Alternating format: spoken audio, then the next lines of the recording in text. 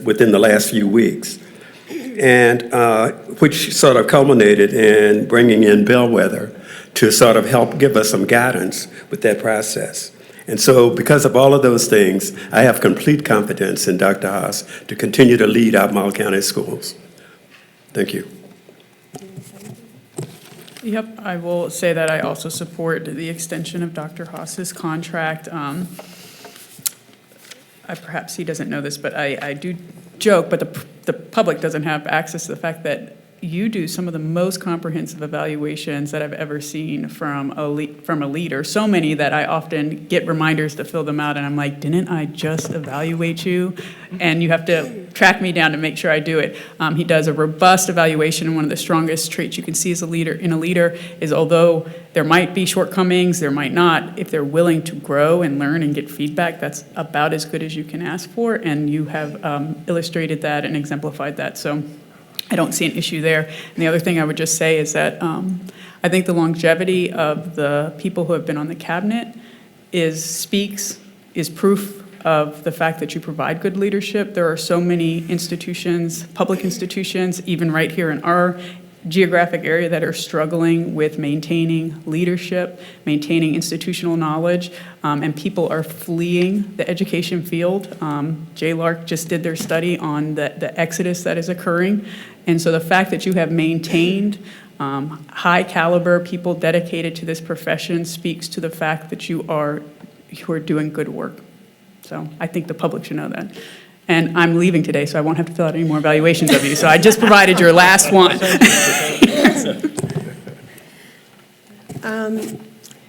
I'll go next. I was a member of the school board that hired Matt, and today I want to go on record as reaffirming my support for his leadership of CPS. I'm aware of a petition asking this school board not to extend his contract, but the reasons cited in that petition are either erroneous in attributing the decision to Matt or show a misunderstanding of the issues. For example, a reason cited for cutting ties with Dr. Haas is the effort to review ACPS school names, similar work, by the way, that's being done all over the country in campuses, universities, and government buildings. My view generally is that no building or structure should be named for an individual in perpetuity, but even setting that aside, it was the school board and not Dr. Haas that started the review of school names, and it was the school board that had final authority for making the decision. Additionally, although I do agree that the achievement gap is something to be taken very seriously, laying the blame on Dr. Haas is wrong. First, the achievement gap is something that the entire country sees in data that has been with us, unfortunately, for generations. What is different is that Dr. Haas and this school board have decided to prioritize addressing the longstanding achievement gap by placing it centrally to our strategic plan and soliciting consultants, Bellwether, for example, leaders of other school divisions, to help us direct personnel and resources more effectively to address the issue. Dr. Haas has decided that shining a light on the problem is essential to solving it, and I agree. The fact that some in our community have been surprised that the achievement gap exists by this intense focus does not translate into Dr. Haas having caused it or failed to address it appropriately. One of the most important things that a school board does, and one that is articulated in the Virginia Code, is hiring a superintendent. I take this task seriously, and I strongly support extending Dr. Haas' contract so he can continue to partner with the school board in the work of promoting the goals of our strategic plan: thriving students, affirming and empowering communities, and equitable, transformative resources. I'll go last. When the Bellwether report was presented, I think everyone may remember the comment that I made, but I think it's important to reiterate it. Kind of in my national work, I've probably worked with hundreds of leaders at the state level, the federal level, the school district level, and the community level, and I have seen very few who had the guts and the courage that Dr. Haas did to write the RFP kind of with the school board for the bellwether evaluation, and then to kind of sit and listen and work with that steering committee, with those consultants, and in that meeting, to go through those 20 points of what we needed to do as a school division. As I said, there have been many places where that information would have been swept under, but every person in this county has access to 150 pages plus a significant number of supporting documents that show everything that we need to do to move forward. And that takes a whole lot of courage. And I respect that. And I know that this school district needs the stability that Dr. Haas brings for the next number of years to continue to move us forward. I've spoken to a number of constituents, a large number of teachers, a large number of parents in the last year, and everyone feels like we have the momentum moving forward. And the last thing I would like to see is that stop. And the other thing I'd like to note is so many people have said, no, this school board just kind of rubber stamps everything. And I think it's important for everyone to know that there are numerous issues that we bring forward kind of in our one-on-one conversations with Dr. Haas, from concerns with communication, to concerns about special education, to concerns about reading, about the achievement gap, about transportation. And as my colleague said, he owns them. He may not have caused them, but he will own them. And the next day, there is a plan of action to move forward that he is working in collaboration with his staff so that there will be an action plan so that we can continue to make progress. So I will be voting in favor. All right, thank you very much. Can we have a roll call vote, please? This is for approval. Ms. Carlson made the motion and Dr. Acuff seconded. Yes. Mr. Page? Yes. Dr. Acuff? Yes. Mr. O'Carroll? Yes. Dr. Berlin? Yes. Ms. Carlson? Yes. Chair Lee? Yes. So moved. All right. Okay, next we have our roll call, even though we've been doing a lot of talking already. We'll start with Ross. Ross Holden, School Board Attorney. Rebecca Berlin, Whitehall District. John O.L. Caro at large. Katrina Carlson, Rio District. Kate Acuff, Jack Jewett District. Judy Lee, Rivanna District. Graham Page, Miller District. Opal Kendall, Student Representative. Patrick McLaughlin, Assistant Superintendent. Matthew Hawes, Superintendent. Daphne Kaiser, Assistant Superintendent. Christine Thompson, Clerk of the Board. Rosalind Schmidt, Chief Operating Officer. Claire Kaiser, Assistant Superintendent. Great, thank you. Next, we'll stand for the Pledge of Allegiance.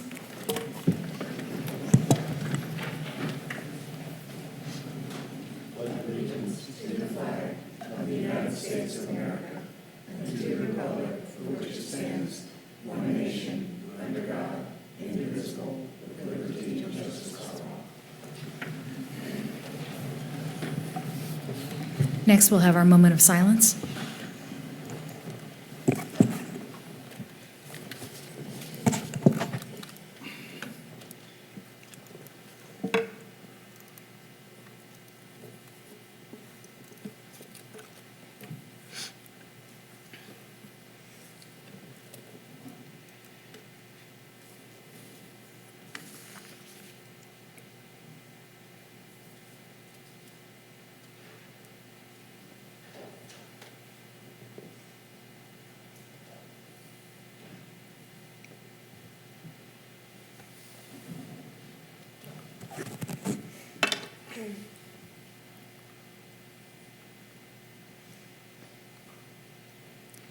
Thank you. Next, we have our approval of the agenda. Do I have a motion? I move that we approve the agenda. Second. Moved by Mr. Alcaro, seconded by Mr. Page. I think we can just do, all in favor say aye. Aye. Any opposed? All right, agenda approved. Next, we have approval of consent agenda. Does anyone have a motion? I move that we approve the consent agenda. I second. Moved by Mr. Alcaro, seconded by Dr. Berlin. Are there any items for discussion? No? Okay. All in favor? Aye. Any opposed? Nope, okay, so consent agenda has been very loudly approved, thank you. Next, at the start of our announcements, tonight is a bittersweet night for us because it's the last night for Katrina Carlson, who has been our Rio District representative for 6 years. So I'll be reading a letter to Katrina from the board. Over the years, several moments have come to define school board meetings. There's, of course, the Pledge of Allegiance, the adoption of consent agenda, we just went through, public comment, various program presentations.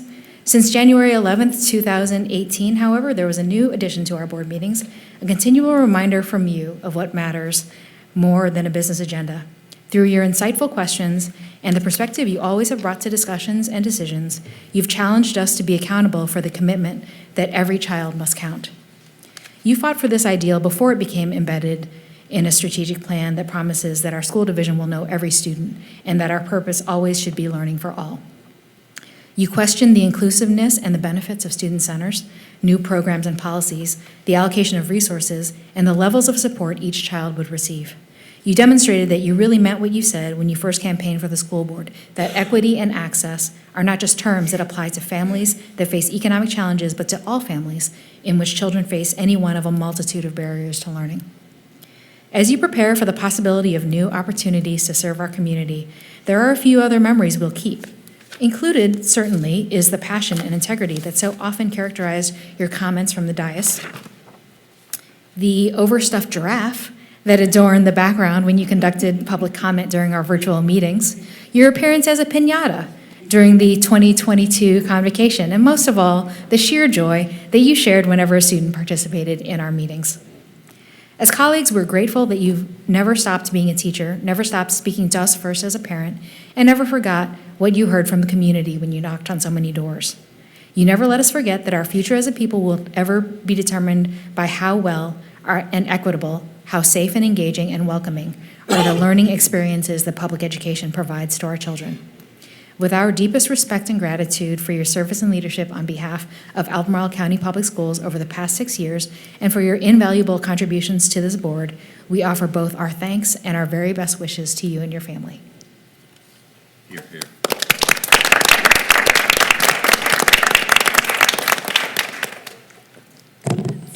Now I have to say something. I said I wasn't going to cry, and here I am about to cry. That's why I'm not good at goodbyes. The letter was very touching because I just want to point out that what motivated me to run is the fact that both my parents, and y'all have heard this so many times, but it's just reminded me, both my parents dropped out of high school, and they were not welcome there. And it meant that for my family growing up, it was very difficult. And so I just feel it to my core, this belief that every students that reflect what I look like growing up, which is a minority with high school dropout parents in poverty, can do what they want if they have a good education. And so I just hope that whoever fills my seat can bring that same belief and passion, because I just believe it so much to my core. And I'm hoping, I'm really looking forward. There were so many times as a child when I felt like, I wouldn't say I didn't feel like my voice was heard, because I had great teachers who uplifted me and actually told me I could do so much more than I ever thought, but where I maybe didn't feel like my voice didn't matter that much in the scheme of things, because you just didn't see a lot of people in my community doing things. So I am so excited that I will be serving on the state level. I'm hoping I can bring my perspective and my experience, because this has been a wild ride. I actually feel like I'm sailing into easier waters than that I'm leaving choppier waters. It's hard to be a school board member, but just so thankful. And I'm upset at myself right now because I swore up and down I wasn't going to cry, and here I am, but at least that news reporter's not here taking up close photos. That's all. Thank you all. Thank you, Katrina. Next, we have the privilege of recognizing two students from Albemarle High School who earlier this year were named National Merit Scholarship semifinalists. More than 1.3 million juniors in about 20,000 high schools entered the 2024 National Merit Scholarship Program. The nationwide pool of semifinalists, representing fewer than 1% of U.S. high school seniors, includes the highest scoring entrants in each state. A semifinalist must have an outstanding academic record throughout high school, be endorsed and recommended by a high school official, write an essay, and earn SAT or ACT scores that confirm the student's earlier performance on the qualifying test. Our two semifinalists are Sophia Sun and Nathaniel Brierton, who will now go on to the finalist competition. Sophia is with us tonight, and I'd like to call her to the dais to receive a certificate of recognition from the board. Nathaniel is unable to be here tonight, and we will send his certificate to him. Congratulations to both of these extraordinary students, and we offer our best wishes for their success in the next round of competition.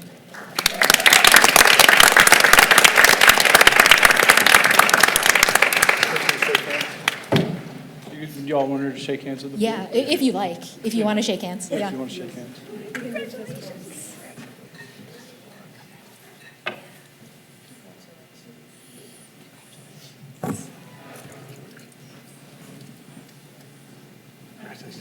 Congratulations, Sophie. You're very proud. There you go, buddy. Congratulations.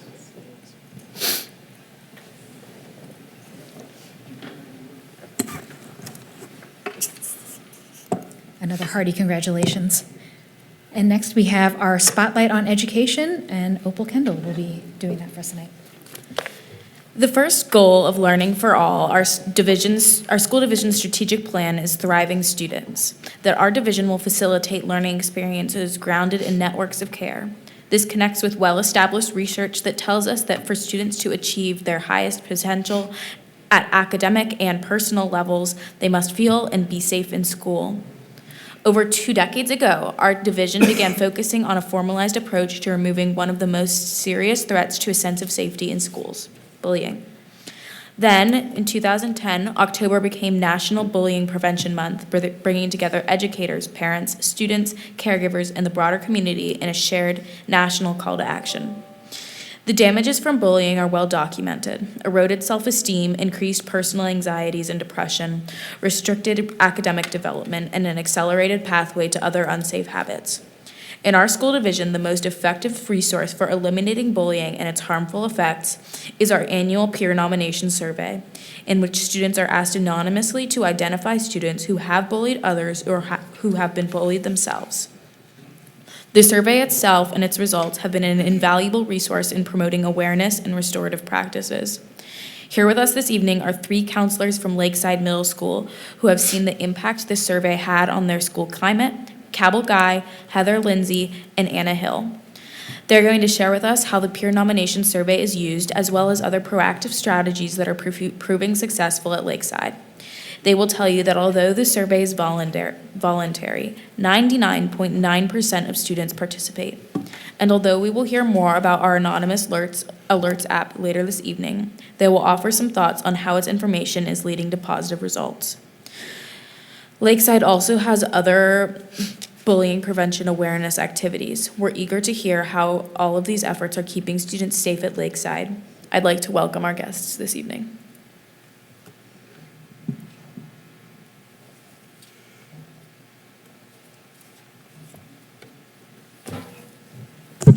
Try to get the mic right. You watch it from home, and it seems a lot easier when you're watching it on camera.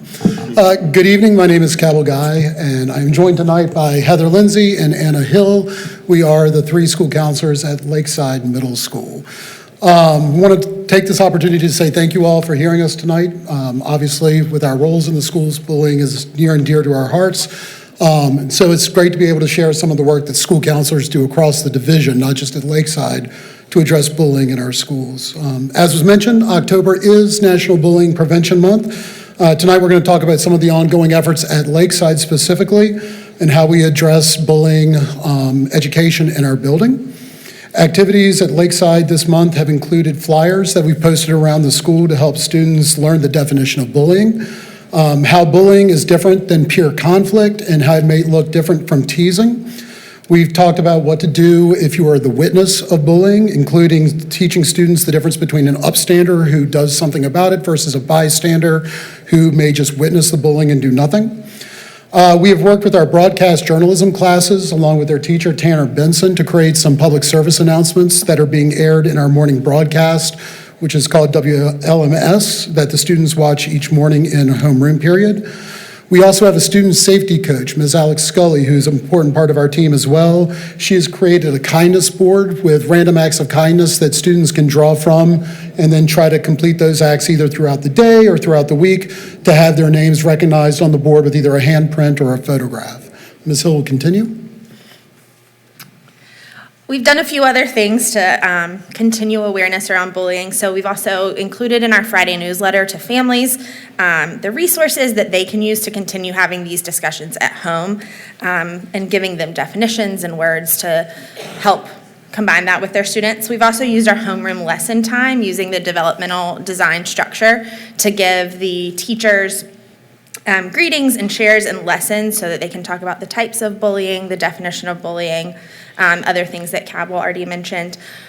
In pairing with the kindness, our SCA is running a food drive through the month of October to help benefit a local food pantry. And then just next week, next Wednesday is Unity Day, so we with our students are encouraged to wear orange to help celebrate that day. And these events all lead to our peer nomination survey in November, which Ms. Lindsay will talk about.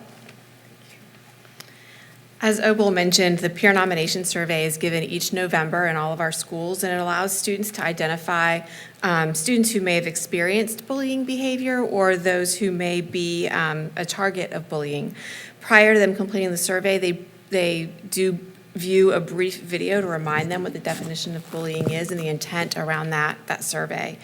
Students are able to identify others who they believe also just may benefit from talking to an adult. So this is something that's really important, as we as a community are always stressing to our students to look out for one another so that we can be sure that everyone is accessing a safe and supportive school environment and can continue to encourage that we hear from them about any concerns they may have. And after completion of the survey, school counselors do follow up with students who are named on that survey so that we can follow up appropriately.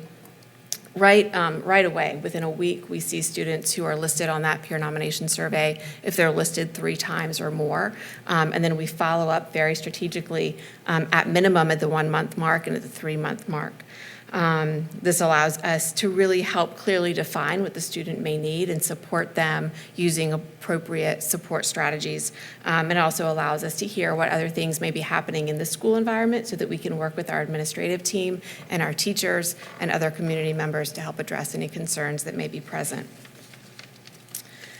You'll hear a bit later also from Mr. Nelson about the Anonymous Alerts app that we use in the schools. Along with peer nomination survey, again, it allows us to identify student needs, whether they may be social emotional needs, behavioral needs, or academic needs.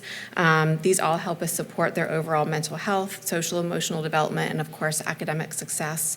From the beginning of each school year, we stress the importance of say something, or see something, say something, to help build a safe school environment and a positive school climate where all students can thrive. School counselors work really closely with our administrative teams, our teachers, other support staff to promote safe school environments. And we feel really fortunate to work in a county where student mental health is emphasized. And I know you'll hear more about that later from Mr. Miles Nelson, but we're grateful for this opportunity and we welcome you to visit us at any time if you want to come see it. Thank you so much. Any comments or questions from the board? I'm sure I missed it, but in the survey that you do, how do you follow up with the kids that are bullying? I mean, you talked a lot about the people who experience bullying, but not the instigators. Sure. So the formal process exists for the victims themselves because they have to receive a certain number of votes, but even beyond that, if a student's name is mentioned at all, we're most likely going to be talking to them. To the people whose names are mentioned on the survey, we want to make sure that we talk to the students that might be the perpetrators as well to make sure that we get a better understanding of the situation, get their side of things, if the report seems to be validated by the other student, then we're obviously involving the families as well in those conversations to make sure that they're aware of what was brought to our attention and how we're addressing it as a school. How do you measure success in the program, and how should we look at measuring success on the whole school board, the school level? I'm closer. All right, cool. In terms of success, we've been doing this survey for a number of years now. So for us, one measure of success is just seeing that our rates are dropping. What we'd like to see, we hate to see any victims' names appear on the list, but we like it when we don't see a name that appears multiple times where maybe, we've reduced the rate from maybe 12 students reporting a student that they feel is a victim of bullying to down to 3 the next year. Realistically, though, it's just our overall statistics that we're looking at to see if a student's number of times being reported on the survey is decreasing, so that way we can see that our efforts are making a difference because the overall number has been trending to a drop from year to year. I'll add to that. Any instances where we believe a student is being the target of bullying, we're obviously going to involve our administrative team involved in that so they can follow the procedures that they need to follow to investigate that case, and then follow up with any discipline measures that are appropriate and necessary. So we would look at discipline data as well to see if incidences are decreasing as we're continuing to work with students, and to build things within the school community to help educate students about the consequences, but also the impact of this. But a lot of our work is focused on those who are being impacted. And then we do have some lessons around empathy and choice making and consequences that we may do with students who are the perpetrators. Thank you. I mean, there's been a lot of press about the uptick in mental health issues after COVID. Are you seeing an increase in the bullying episodes, or that's not that, or not? I don't know that I could answer that question specifically. I think, coming back after schools reopened, certainly kids are navigating how to deal with conflict and relationships, and I think we have seen that there was an uptick in the need for that because they kind of fell out of practice in negotiating things and collaborating with one another. I don't know that I've looked at the trend data pre-pandemic and post-pandemic to give a comparison for that. I don't know if you have any thoughts on that. No, I mean, I would agree with what Ms. Lindsay said. I mean, I haven't seen any data on it, but I would say that, yes, initially we definitely saw that students came back to the building with less social emotional skills that maybe they had heretofore now. But they've made a lot of improvements. I mean, the great thing about kids is that they're resilient, and so, I think things are kind of trending in the positive. To what extent the social media, no, social media is always growing. I remember when I was a teacher, that was like the big looming threat, is that bullying was happening in places that teachers really couldn't monitor. So this app, I guess, is that the reporting app, and the reports are positive because they can report things that are happening outside of school. And I guess I'm just curious how you guys handle that, to what extent you see that, and what you do about it. Sure, and yeah, we probably wouldn't have jobs if it weren't for social media, right? No, it is an unfortunate side effect of the trend of students using social media more and more frequently. But the app you're referring to with the anonymous alerts, it has definitely made things a lot easier, because when something does happen, especially online, oftentimes it's not happening in the school building, but the ramifications that happen do usually fall out at school. So this allows students to have the ability to make a report even outside of school hours. We know, unfortunately, bullies oftentimes get their power through fear. And so there's perpetual fear, but even before social media, that if I am the victim of bullying, I'm going to stay quiet and not come forward about it. And then that's sometimes what bullies rely on, is that strength that students are going to stay quiet about it. So anonymous alerts allows us to give students another chance to have their voice heard. It is a tool just like any other, and so we have to teach students how to use that tool appropriately as well. But it has certainly given us a new opportunity to allow students to have a voice not just during the school day, but outside of school hours. I'd also say one of the cool features about that program itself is, and I really hope I'm not stealing any of Miles Nelson's thunder, is that it allows students to attach a document to the Anonymous Alert app. So if they've taken a screenshot of any of the things that have happened online, they can send that in as well. So it's making things easier. I think another thing that has really supported students' understanding of the implications of that is the digital citizenship focus in the middle school advisory lessons. That's kicked off every year and then revisited throughout the school year, so students can really think and reflect on their online behavior and know what those implications and those impacts are for students. And then I will plug and say thank you for the Away for the Day. That we saw a huge shift in the amount of online drama and distraction in the school environment as a result of the Away for the Day policy in the middle school. I actually was just about to ask about Away for the Day and how when Charlottesville moved to it this year, there's been a lot of press about it, and we've had it for, I think, 2 years, or I don't know if it's been 3. But I just wanted to ask if it has been effective and, are people really abiding by it? Yes and yes. I think in terms of the abiding by it, it takes everyone to be vigilant and consistent in talking to students about it and responding. And I think we definitely in our building, and I'm sure in others, have seen whole school buy into the importance of that. So yes, it's made a difference, and yes, it's managed very well within the building. Any other questions or comments? No? Thank you so much. Thank you all. Thank you.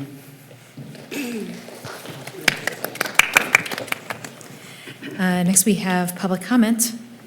Graham will be doing our public comment today. Yes. We invite and actively seek public's input in matters relevant to school board governance and provide time in our business meeting to hear from our residents and community members. During public comment, we expect respectful and on-topic comments. Disruptive behavior from speakers or from members of the public in attendance will not be tolerated. Anyone who willfully disrupts the meeting in a manner that prevents or interferes with the orderly conduct of the meeting may be ejected by the chair. Individuals and/or organizations wishing to speak during public comment must sign in with the clerk. Sign up is available online beginning at 9 a.m.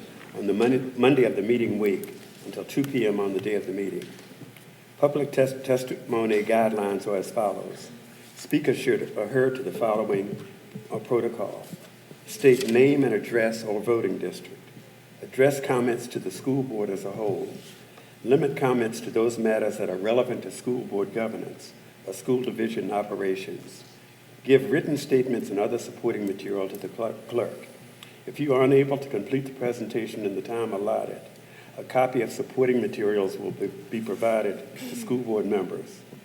3 minutes will be allowed for each presenter to speak.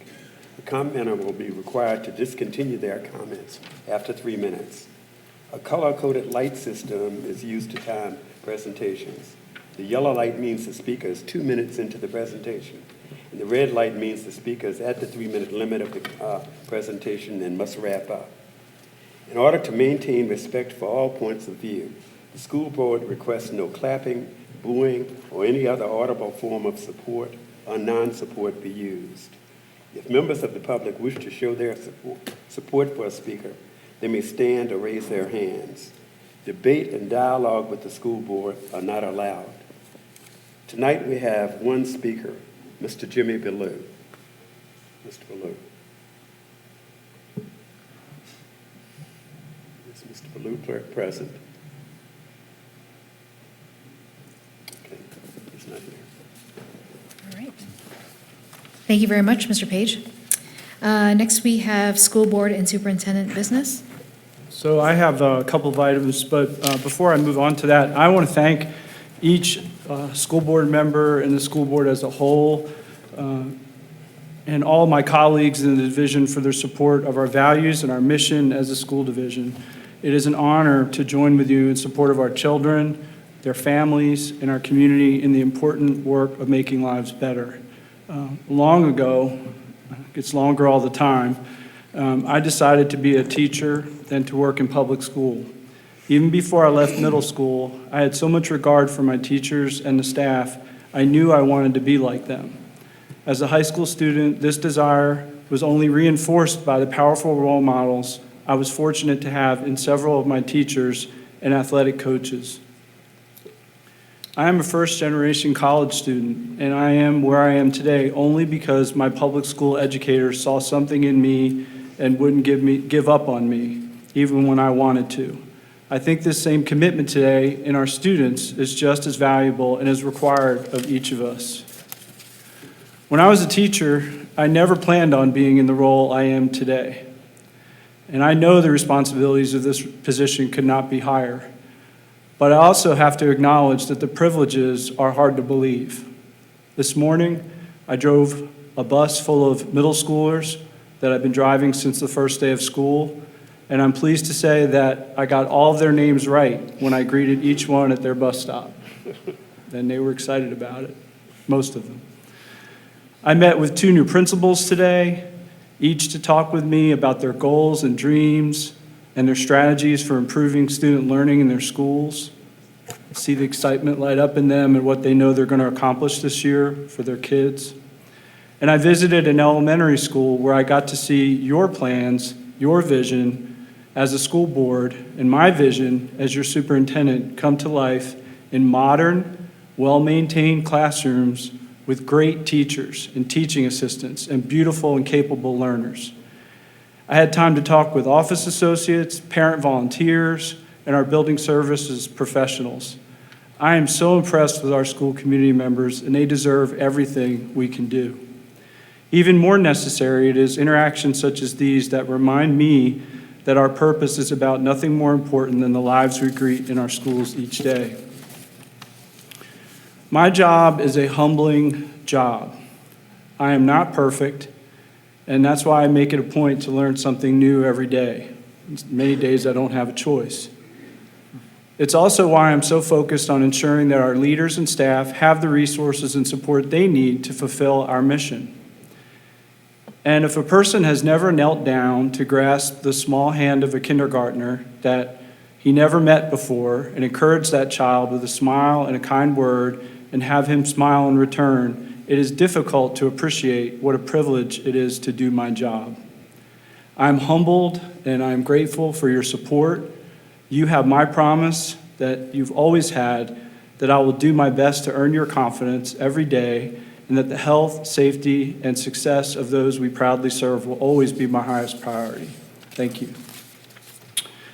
And I'm going to call up Jamie Gellner, who in fact was the project manager when we worked on Away for the Day, if you recall.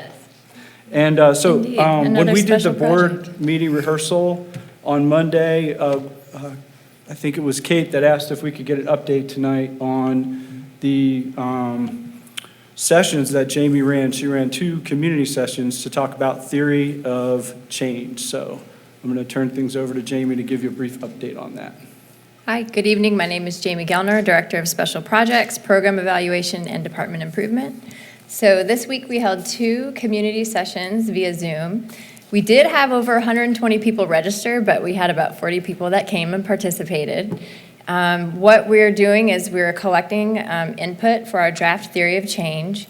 Bellwether, that wasn't really a step that Bellwether suggested, but our strategic plan is reflective of all stakeholders, and we wanted to start off on the right foot by getting input from everybody. We're also going to have some sessions at Making Connections for support staff, teachers, and other staff to come. And you all will have an opportunity to provide some input October 26th at the work session. So some of the themes that we're hearing are very similar to what we heard from Bellwether. And so I think it's good in a lot of ways. We've heard about communication. It's not really about our communications department. It's about how we communicate and making it effective. And so I imagine, just like the strategic plan, that we monitor and we evaluate that work. When we create this document, we really need to hold it up and evaluate it. And so I think having some kind of rubric that goes against this sort of philosophical theory will be very helpful. And that's exactly the kind of input that parents, teachers, principals, and some board members were giving. They would have some sort of philosophical idea of improvement that they'd like to see in the theory of change, and then they would give concrete examples of what they meant by that. So I thought it was a very rich conversation. Ms. Osborne was there, Ms. Berlin was there, Mr. Alcaro was there, and they all were in family rooms, so they heard from some of their stakeholders. So I just wonder if you had anything to say about the event or how it went. So a huge thank you for doing these. I think it is important. I mean, I think one of the things we saw, obviously, at Bellwether is we need to do more family and community engagement, and I think this is an example of one of those types of things that we need to do. And I found, again, I was in the family, and I tried to only wear my family hat during that and not my school board member hat, and the openness that parents were speaking of and things that were working, and I would say the majority of things, it's like 60-40 to 70-30 of things that were working, as well as, I think constructive criticism is important, and things that we can do better. The other thing I really noticed is that parents were speaking both for themselves and their kids, and in the group I was at had a diversity of parents with kids from elementary through post-high, in regular and special education classes, but they were also speaking for other families who might not have a voice, and thinking about things like translation services and communication services, and just the diversity of voices that we have, and kind of thinking about how they can suggest and things that the school system can do to continue to bring more voices to the table. In my group, we had some parents who were new to the system. One child was in kindergarten, and so as he said, I've got 6 full weeks of experience at this in learning about the division. Another one is a former teacher who is still trying to understand how his particular subject is being taught and exactly what feedback was wanted through this exercise. And then we had one person who is a TA in special needs and who had so much to say that was all so positive and so worthwhile to listen to. I too thank you for doing this, and it was a good exercise. Thanks. Yeah, I think the theory of change can be a little esoteric. It's called by a lot of different things. It can be theory of action. We talk about it visually with logic models. Bellwether asked us to do it using if-then statements. So some of that was a little bit, it can be a little bit challenging to kind of get everything across. But I think the other work that we're doing with UVA for our executive leadership team, we're doing professional learning this year, and that will really complement some of this work too, to really make this actionable. So that's it. All right, thank you, Jamie. Thank you. One other item, on Tuesday, sophomores and juniors in all of our high schools were engaged in taking the PSAT, or Preliminary Scholastic Aptitude Test. This test is provided for free to Albemarle County Public School students, and it is not only a way for students to have experience and feedback prior to taking the SAT, it's also an opportunity to attempt to qualify for the National Merit Scholarship that we just heard about this evening.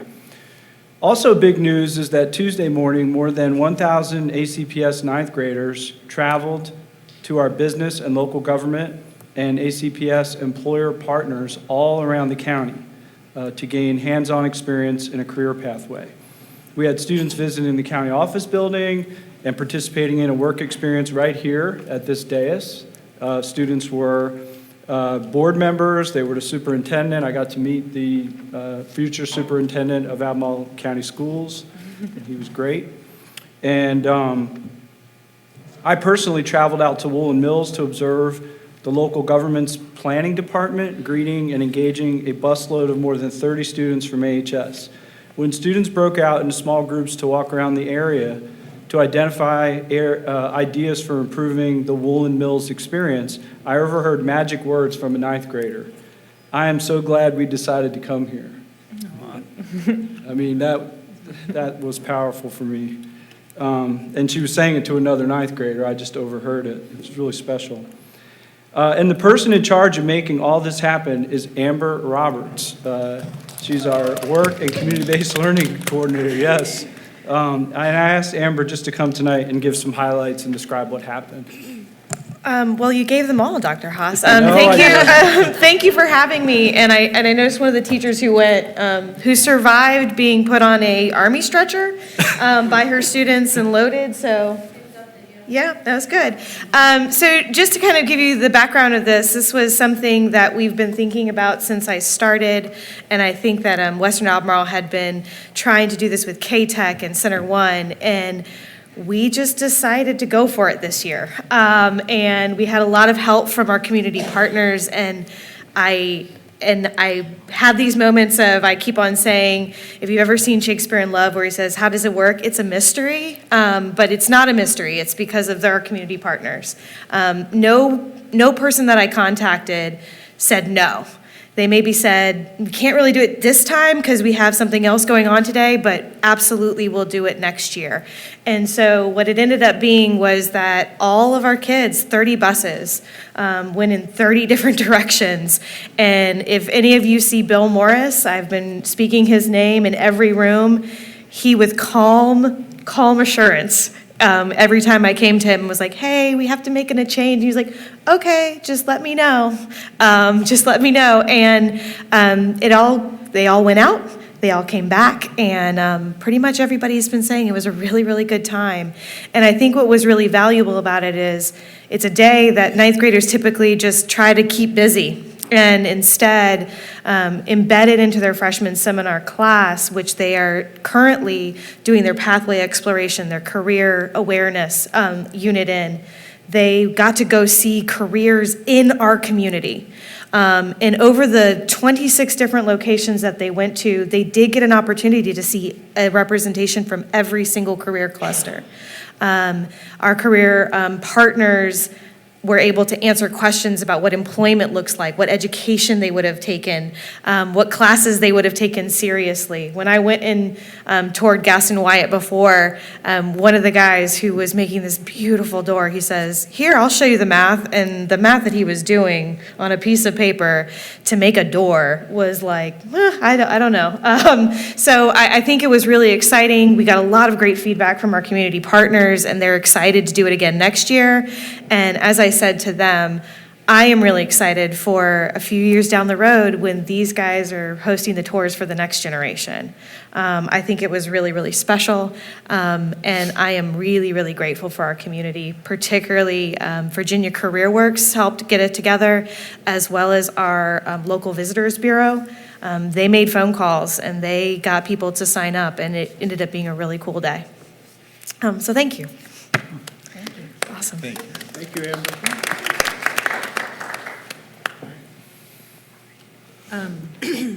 We have a transportation update also? Yes, I think that was on the agenda.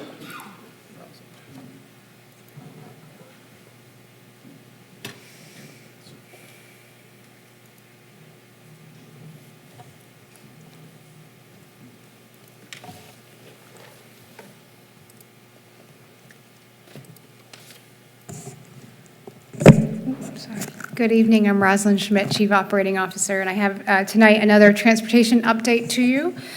We continue to see improvement in the numbers of students served as of today, which is represented in the far right column, I guess as of yesterday. We are now down to only 1/2 of a fully open route, which is impacting 19 students. We have 2.5 routes which we are serving only in the morning, and this is impacting 211 students. We have 7 drivers in training currently, and if all goes as expected, one of those drivers will be on a route as early as next week, improving these numbers even more. We talked last time around removing students who hadn't ridden in 10 days. We are continuing to monitor that and have removed over 600 students to date. However, due to the distribution of where those students are, we're not seeing major opportunities for wide-scale consolidation, but we are seeing opportunities for what we call modifications. Better balances of bus where there's really crowded buses, or they're going to start looking into, can you add a stop that's on an open route? You move it one stop at a time. So we're going to call those modifications. So that's the update I have tonight. We'll, if you so desire, we'll bring another update at your November business meeting, but happy to answer any questions in the meantime. Yeah, I have a question, Ms. Smith. What part of the county are those routes affecting? The far right column, it's Stony Point, Burley, Mountain View, Walton, and there's an Albemarle and Jewett route. From the families of the kids that you've removed from routes, are you hearing about any people being like, oh, I need to get back on a route? And how are you dealing Yes, with there that? are instances of that, and we're working with those on a case-by-case basis. Assuming all 7 drivers get deployed, will that cover the universe in terms of our needs? So that's what that second bullet goes to. We want to be careful to say, yes, we're close, but we don't want to say mission accomplished. We have a lot of efficiencies built in through stacked routes and other things, and we have absences and other things. We need to keep hiring. And so I want to make sure that message is clear in the community. We've gotten a lot of good feedback when this issue started at the beginning of the year. Lots of applicants. Those applicants are now getting fewer and fewer, so we want to keep the message up. So yes, it helps. It's not the end. Right. We need to have when someone calls in sick. You need to have a little bit of redundancy. Absolutely. And along those lines, are you anticipating retirements at the end of this year? Yes, we are. That's why I alluded there too as well. So there's always going to be work to do. We're moving in the right direction. Yes. Thank you. Thank you, Rosalind. Thank you, Rosalind. Any school board business? I'll talk about this plan at the end. Oh, okay. Not for now, then. Okay, next we'll move on to our school division business. We have the long-range planning 2023 recommendation. Maya Kumazawa.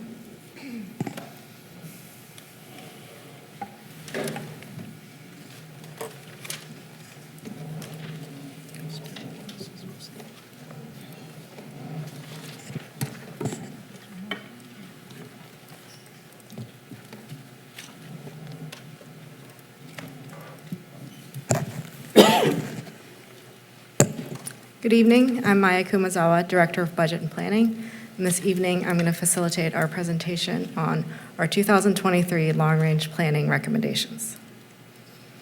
Here is our agenda. The majority of the presentation will focus on the Long-Range Planning Advisory Committee, or LRPAC, report, but I will also review enrollment updates and ongoing CIP programs, or maintenance replacement programs. And we'll pause after the major sections for questions. Here's an overview of the FY25 to 29 5-year CIP development process. This is generally a biannual process, but there is an opportunity to provide updates each year, including during the off years. After hearing the LRPAC recommendations this evening, we're planning for you to approve the request as is or with changes during the October 26th school board meeting, in preparation for your joint work session with the Board of Supervisors on December 6th. They will receive the request, and the county will develop a CIP that is presented in February alongside the county's recommended budget. The CIP will be discussed and amended during the FY25 budget process, which includes a Board of Supervisors work session in March, and final adoption is scheduled for May 1st. This is an overview of the 5-year CIP request and 10-year capital needs assessment. This represents a comprehensive needs-based request that may not necessarily balance to projected revenues.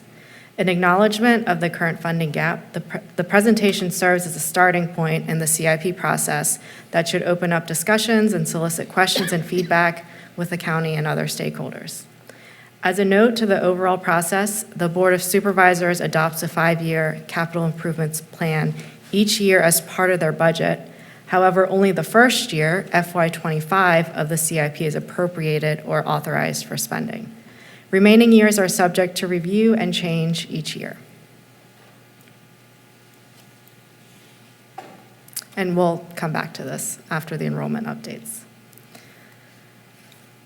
So here's a summary chart of our K-12, kindergarten to 12th grade actual enrollments in blue when compared to the projected enrollments in green. Pre-pandemic, we were a steadily growing division and projections were generally roughly accurate.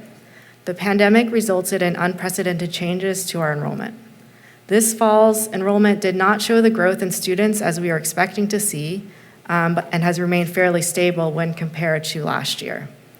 Our K-12 fall enrollment count stands at 13,459 students, which is 126 students fewer than last year. Well, what happened, you might ask? In the most simple terms, a lot of the decrease can be contributed to our overall class sizes. We had 1,123 12th graders last year who left the division, and we had 914 kindergarten students who came to us this year. That's a decrease on its own of 209 students if you assume that every student moved up from one grade level to the next. A more detailed look at what we expected to see versus what actually happened is shown on this slide. For this analysis, students are broken out into 4 groups: kindergarten, 1st through 5th grade, middle school, and high school. So starting with the first row in yellow, if the kindergarten through 11th graders from last year were to advance forward 1 year, 100%, the yellow row shows how many students we would expect this year in grades 1 through 12. The row below in orange shows the actual enrollment for this fall. So when you compare those 2 rows, you can see that we gained students in grades 1 through 5, lost students in grades 6 through 8, and gained students in grades 9 through 12. These are all very modest changes of about 1%. What's significant is the loss in the kindergarten class when you compare the size of last year's kindergarten class of 1,034 to this year's kindergarten class of 915. We projected an overall enrollment growth for this year. So taking into account the growth that we projected, the variance from our projection is 1 to 2% in grades 1 through 12, and 10% just for kindergarten.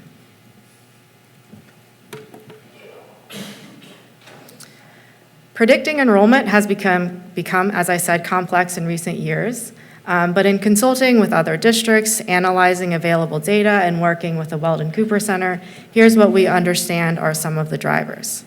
For our county in particular, we're experiencing population growth in housing as seen in our development pipeline, and we expect to see even more growth as the county has determined that there's still a lot of build-out capacity based on current zoning. These are all enrollment growth drivers. As you saw in the previous slide, our 1st through 12th grade progression ratios, or the net number of students moving from one grade to the next, remains at approximately 100%. Also, particular to our county are high housing costs when compared to neighboring localities. This has resulted in lower home sales as families, particularly young families, are not able to afford to live in the county.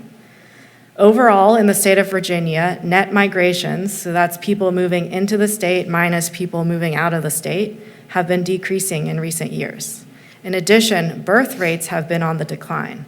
For Albemarle County, birth rates have decreased in 5 out of the 6 last years. Finally, enrollment in private school and homeschool education continues to increase here and throughout the state. So this year in particular, the decreasing enrollment drivers outweighed the increasing enrollment drivers.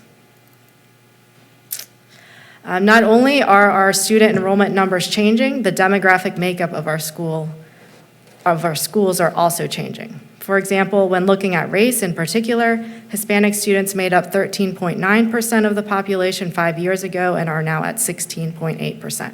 White students comprise 63.4% of the population in 2019-20 and now stands at 57.7%. So next, we'll turn to what's ahead in terms of enrollment, and this lays the groundwork a lot of what you'll hear tonight. We would like to introduce a range of projections. As you saw, it's difficult to predict how enrollment drivers will net out in total. So the shaded orange area shows the possible paths. In the lower end of the range, we could see flat to slightly increasing enrollment over the next 10 years. The upper projection shows a slow increase in the first few years and then a dramatic increase at around year 5. Our middle scenario, noted by the orange dotted line, you can see it's toward the high end of the range in the beginning, and then it shifts more towards the middle range out in the end. Independently, our projection is pretty much in line with the one that Weldon Cooper produced for us in their mid-case scenario as well. In our scenario, we grow about 2.8% over the next 5 years and 8.0% over the next 10 years. So I'll pause here for any questions you may have on either the CIP process or the enrollment update.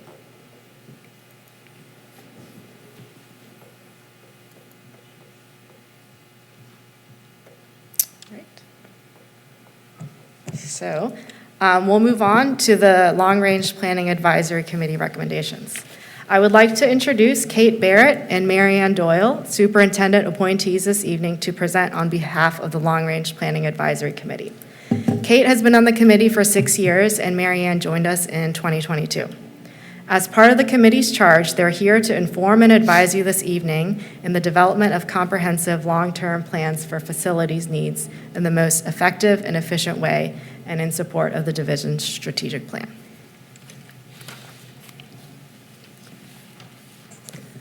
Thank you for having us this evening. I'm Kate Barrett, and we'll be splitting up the presentation by section tonight.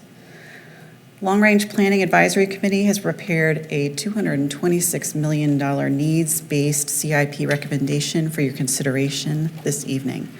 The request is largely built upon the large comprehensive request presented in 2021, which identified criteria aligned with the strategic plan Learning for All.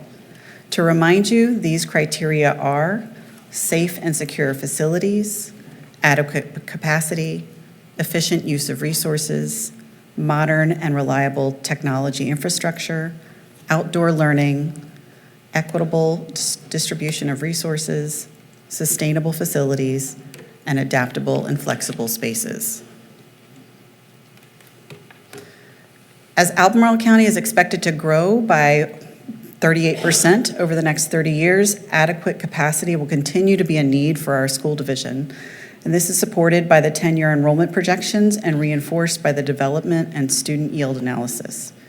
For over 20 years, the school division has been in the practice of expanding existing facilities and, when necessary, deploying mobile classroom units in the interim. As these schools reach a point where expansion is no longer practical, the Long Range Planning Advisory Committee recommends initiating efforts to acquire land and construct additional facilities.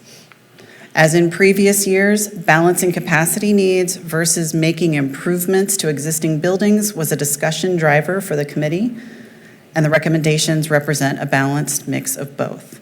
Long-range planning again recommends investment into school renovations at all levels to bring improvements division-wide. This slide is a summary of the projects recommended in our report, and page numbers are included for your reference in the slide.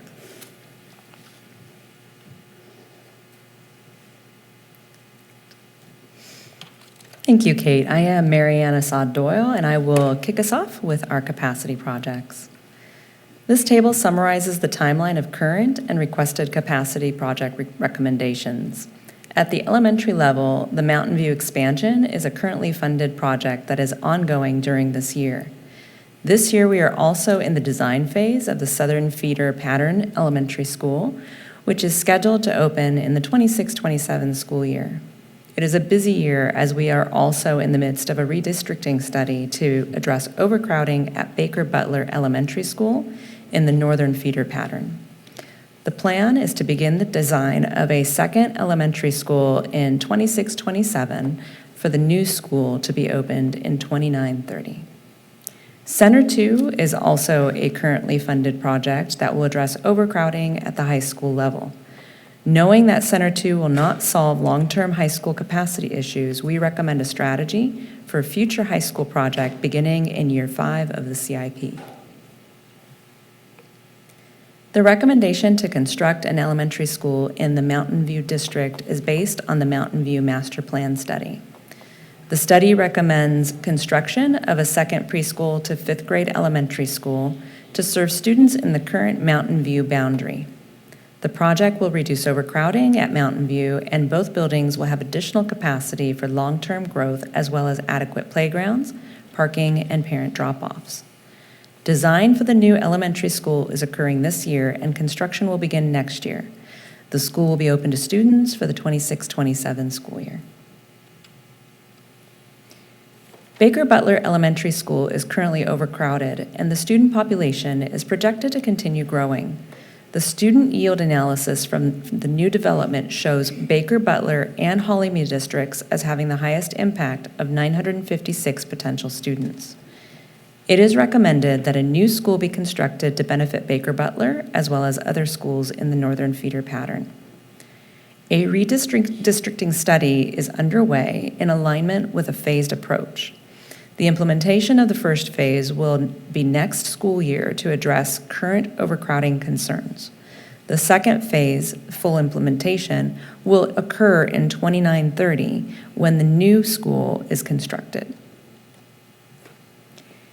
ACPS is currently undertaking a middle school study to determine the long-term strategy for addressing both over and under enrollment at the middle school level. At the high school level, the Long-Range Planning Advisory Committee continues to analyze options for long-term overcrowding at all 3 high schools, with a particular focus on Albemarle High School. As the county's development areas continue to increase in population, there are plans in place to construct 2 new elementary schools, and it is likely that an additional elementary school may also be needed. The economic climate indicates that an early and proactive land acquisition is necessary, since it is likely that new facilities will need to be built in the long term to address student capacity through the division. The Long-Range Planning Advisory Committee considered multiple alternatives for addressing overcrowding at Albemarle High School, as well as potential longer-term capacity conflicts at Western Albemarle and Monticello High Schools. Alternatives include constructing a new comprehensive high school, constructing additions to existing buildings, expanding the current high school center model. While further analysis and community engagement is required to move forward with any alternatives, this project earmarks design funding in fiscal year 29 to move a placeholder high school capacity project forward. Future enrollment projections, updated residential development plans, and the evaluation of High School Center 2 in the next 5 years will determine the scope of the project. The preliminary placeholder recommendation is to construct additions to the existing buildings as the most feasible option at this time and to remain in alignment with the Career Learning Communities Initiative.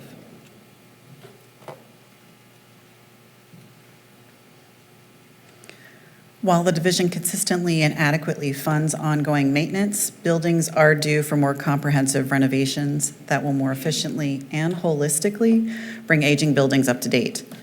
Renovation projects support the ACPS strategic goal of promoting equity for all students across the county and ensure that all schools are safe, functional, and provide the facilities necessary to support current educational programming. The projects we're discussing this evening are improvements at our schools at all levels, elevator additions, and special education facility renovations. This is a visual we have shown in the past. General renovation projects continue to be underfunded, and our school facilities continue to age. So as you can see from the chart, most of our school buildings are over 40 years old, and we haven't constructed a new building since Baker Butler over 20 years ago. We have updated this information with a weighted age of buildings, and this is a formula that takes into account the additions that impact the effective age of a school when you add in new spaces. We have done some work shifting the ages to be a bit younger, but the core building spaces remain their original ages. We will begin at the high school level. ACPS recently completed the Albemarle and Western Albemarle Master Plan for the high schools, and this plan is the basis for the High School Improvements Project request. The study focused on improvements to align with the division's design imperatives such as transparency, sustainability, flexibility, and spaces built for student learning. Feedback from stakeholder groups include students, administrators, community members, and staff were used to identify and prioritize the projects recommended in this study. Our efforts in high school facilities planning stem from the 2017 High School Facilities Planning Study by F&I, which recommended various scenarios to address growth, as well as the state of our current learning environments. In each of the recommended scenarios, the existing high school facilities were evaluated and recommended for significant renovations. In tandem with these renovations, the school board adopted a strategy of incorporating the high school center model to construct high school centers that would serve the growing high school population division-wide. And while we've done a lot of work developing both Center 1 and Center 2, we have only just begun on the recommended modernizations due to funding constraints. It's imperative to complete the renovation work for our high schools. Improving our facilities is one of the reasons I joined Long Range Planning Advisory Committee 6 years ago. As an AHS alum myself, and with children who have matriculated through the schools, I continue to advocate for modernizing our high schools, as Albemarle does not look much different from it did when I was there many decades ago. And I hope that we can take some significant steps on high school renovations this year. Recommended renovations include daylighting, corridor modernization, bathroom renovations, circulation improvements, dining commons expansions, an athletic wing classroom addition, CTE and makerspace expansion and displays, collaboration zones, and classroom expansions. Here's an example of an existing instructional space at Western Albemarle High School on the left and a renovation concept on the right.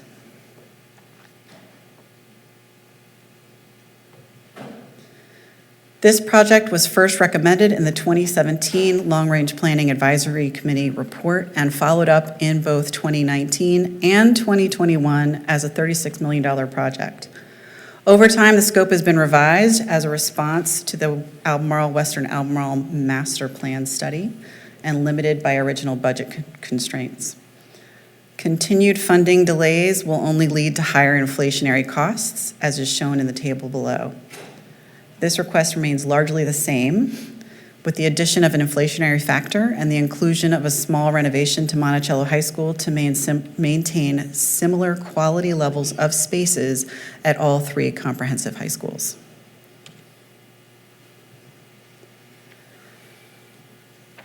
Did I skip a slide? No, we're good. The Elementary School Improvements Project aims to provide funding to renovate schools that historically had stable or declining enrollment and thus represents the oldest schools by age and weighted age. Additionally, the Elementary School Facility Assessment Tool was developed by the ACPS Building Services staff to objectively evaluate school facilities using a comprehensive list of criteria. To ensure that scores and rankings maintain consistent standards, each criterion is assigned a score based on a defined 5-point attribute scale. Criteria are grouped into 3 broad categories: interior spaces, exterior spaces, and structures and systems, which can be weighted to reflect priorities and dynamically adjust scores.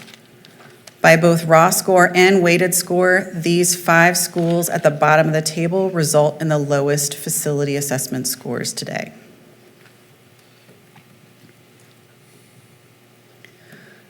Stony Point scored very low in the facility assessment. Key projects include interior renovations, trailer removal, and parking improvements, and it's recommended to be addressed first in the CIP in FY25.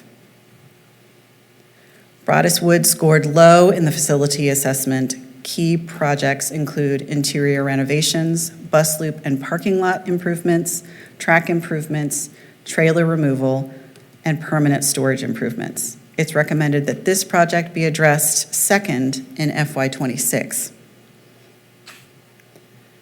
Murray also scored low in the facility assessment. Key projects include auxiliary and resource space improvements, trailer removal, well system improvements, and a small classroom addition. This project is recommended for FY27. Greer scored moderate in the facility assessment. Key projects include interior and auxiliary space improvements, trailer removal, and a secured courtyard. This school is recommended for the year 4 of the CIP. And Hollymead also scored moderate in the facility assessment. Key projects include interior and auxiliary space improvements, trailer removal, clinic and admin enhancements, and window replacements. This project is recommended for the last year of the CIP FY29. The total 5-year request is about $62 million. The facility assessment tool will also continue to be updated, and new schools will be added for consideration in subsequent years.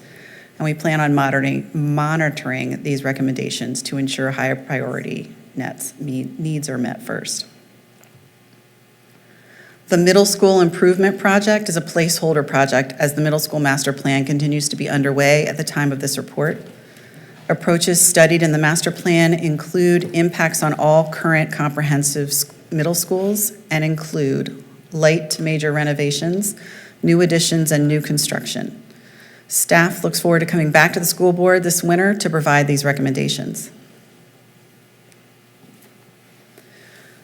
This project is to add elevators to ACPS schools that currently only have one elevator that does not meet modern standards. To meet the division's goal of providing equitable services to all students and to ensure safety and security in our facilities, it is recommended that additional elevators be constructed. Modern elevators will enable emergency responders to better provide care and services to our building occupants.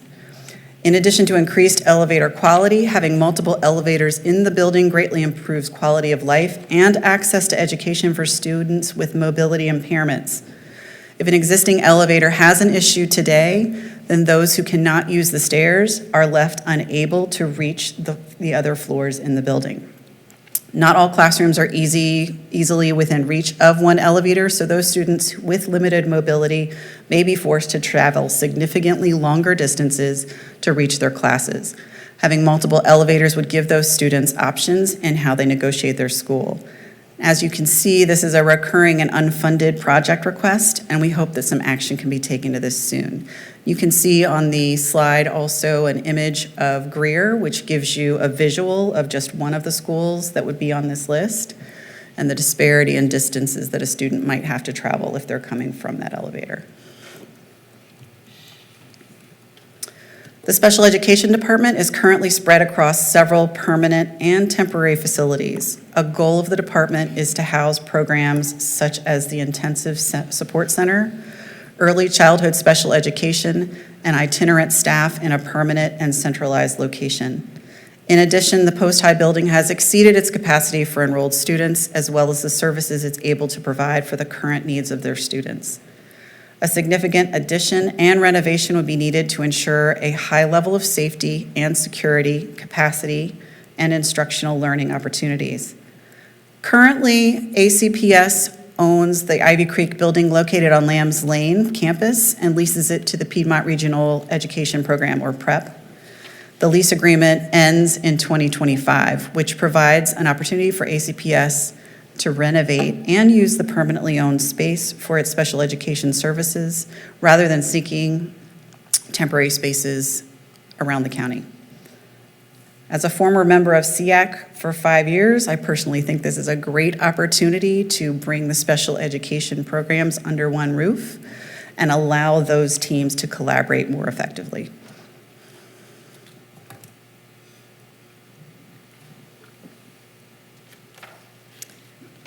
This last group of projects we will talk about are new committee recommendations, beginning with the Lambs Lane Master Plan.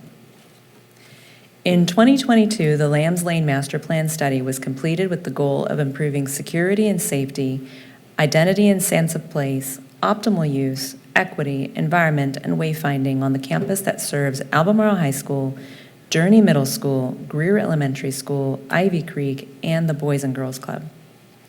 As a result of the study, the Long Range Planning Advisory Committee recommends full funding to construct Phase 1 of the Loop Road in fiscal year '25 to gain cost efficiencies by combining the project with the High School Center 2 project. Because the campus serves nearly 25% of students enrolled at ACPS and is centrally located in the county, it is widely agreed that improvements to the overall campus would be beneficial to students, staff, and the community at large. Analysis of GIS census tract data reveals that the neighborhoods closest to the campus are the most densely populated in the county and are home to the greatest number of low-income residents. English is not the first language for many of the families living nearby. The same neighborhoods welcome many of the refugee families who find a haven in the county, along with many foreign graduate students and their families. The children of these families attend the schools on this campus. As a result, Greer, Journey, and Albemarle High School enjoy great diversity and serve the greatest percentages of English learners and students who qualify for free and reduced lunch in the school division.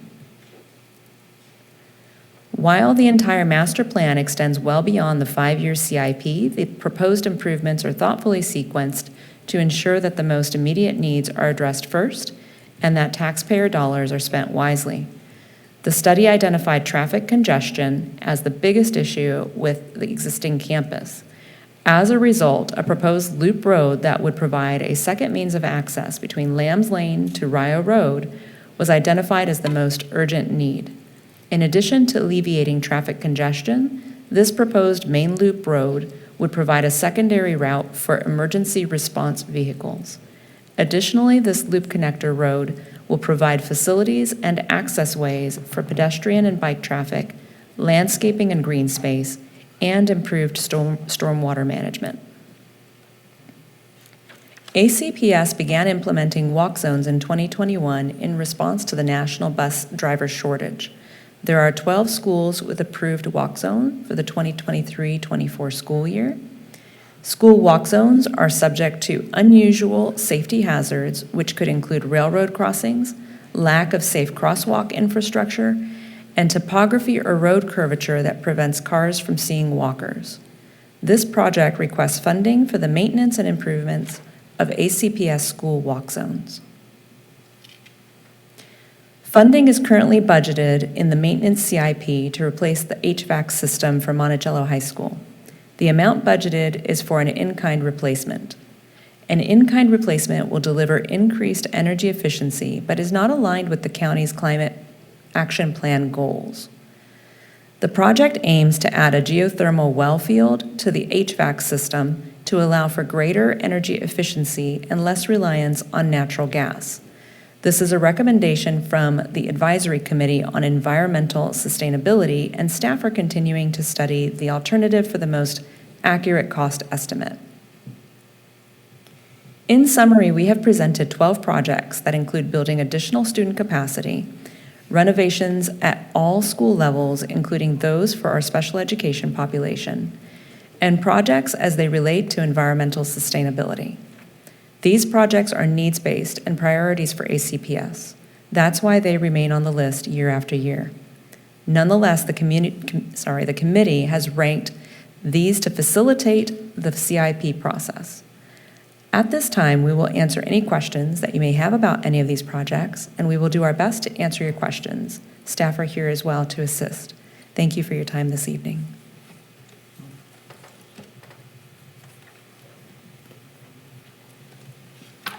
Thank you very much. That was very well done. And I've been a long-time fan of the Long Range Planning Advisory Committee. You guys do consistently good work, and I remember when you were on SEAC. And I have two points, and I'll just do one at a time. I really like what you've laid out in terms of renovations. And right now, it looks like it's about 96 million without the middle school numbers. And including middle school numbers, last year it was about 106, or maybe that was the year before. And we were getting budgeted money for $2 million a year which meant it was going to take 53 years to do. And then it went up to 2.8 million, or let's say 3 million, which means that it would take 32 years. But if you add in what I believe was the middle school improvements the year before, and Rosalind, if I'm wrong on that, please correct me. But I'm just going to use the 33 million, as a round number. And so that would take that up to 129 million. At 3 million a year, that's 43 years. And so I urge your committee and I urge the school board, we no longer have the CIP advisory committee, to try to impress on the Board of Supervisors, who I think are going to do their very best. So I'm not saying anything bad there. The importance of getting this done earlier. This is a sooner as opposed to later, and if it went from 106 to 129, using my numbers, in 1 year, imagine what that number is going to be next year and the year after. And we're paying, it's going to end up being like paying off a credit card just by doing the minimum payment. It's never going to get finished. I applaud your pointing these numbers out, and I think your numbers are very ambitious, and I love that, in terms of getting it done by fiscal year 2029. So I thank you for that, and I've got another question that I'll ask later, or another comment.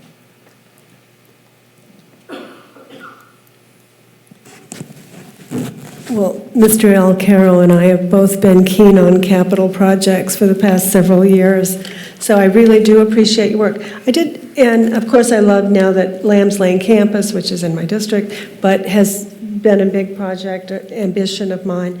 I did notice in your modernization of the elementary schools, another bugaboo for me is trailers, so that you were removing trailers, but without changing capacity, can we do that? I mean, the numbers you gave us were for modernization, but that does not translate for me to capacity increases. And whenever I go and squawk about the trailers of the various principals, they, this is the music one, and they love it out here.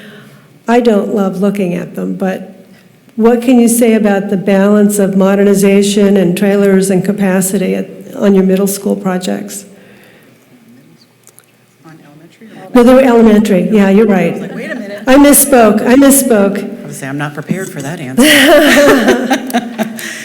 The 5 elementary schools that we brought up, the trailers that would be removed, those schools have either been expanded or they are experiencing reduced enrollment that no longer necessitates the trailers, and there's not a projected increase. So for example, Stony Point is a great school, case in point. There's no need for those classrooms, whereas when my children attended Stony Point, the entire 5th grade plus gifted was out there. Right. And there was no space. So they're also, without the trailers removed, there is no room really for expansion of the space in the future. So we'd have to remove them at some point anyway. The longer they sit there, the more expensive it is to pull them away. There was one school on that list, I believe it was Murray, right? Did I get that right? Murray, thanks. Which would also, with the removal of the trailer, there would also be an addition of classroom space to replace the loss of the trailer. So that goes along with many years ago when we had discussions about get rid of the trailers. They're ugly. I remember those conversations early on. If they're not being utilized for actual classroom space, or there are places where with modernization we can create better storage within the building, then we'll remove that need for those. And we've identified schools which are not in the predicted growth pattern that we're seeing similar to the north. It also struck me that in the modernization list was a need for Woodbrook Elementary, and I know I was on the school board when we were doing the bond referendum to have, 16 classroom addition. I thought we did some modernization at that time, but evidently not enough. You did. Do you want to answer that specifically? I mean, it's just, the addition was, what, completed in 18, maybe? But it was still on the list for needing additional modernization, which was troubling to me, but Yeah, good evening. I'm Matt Wortman, Deputy Director of Building Services. I'll also add to the trailer comment. Broadus Wood, for example, which is one of the schools there's only one trailer at that location, and it's being used primarily for like book storage and some custodial storage, so it's actually not being used as a classroom. And we believe that we can resolve those issues through other means and still remove that trailer. As was mentioned, Murray has the small 4-classroom addition planned. Stony Point has 4 trailers at it, I believe, 2 of which are being used for classrooms. As was mentioned, the capacity at that school we don't believe warrants a new addition. We believe we can find that through that space through interior renovations.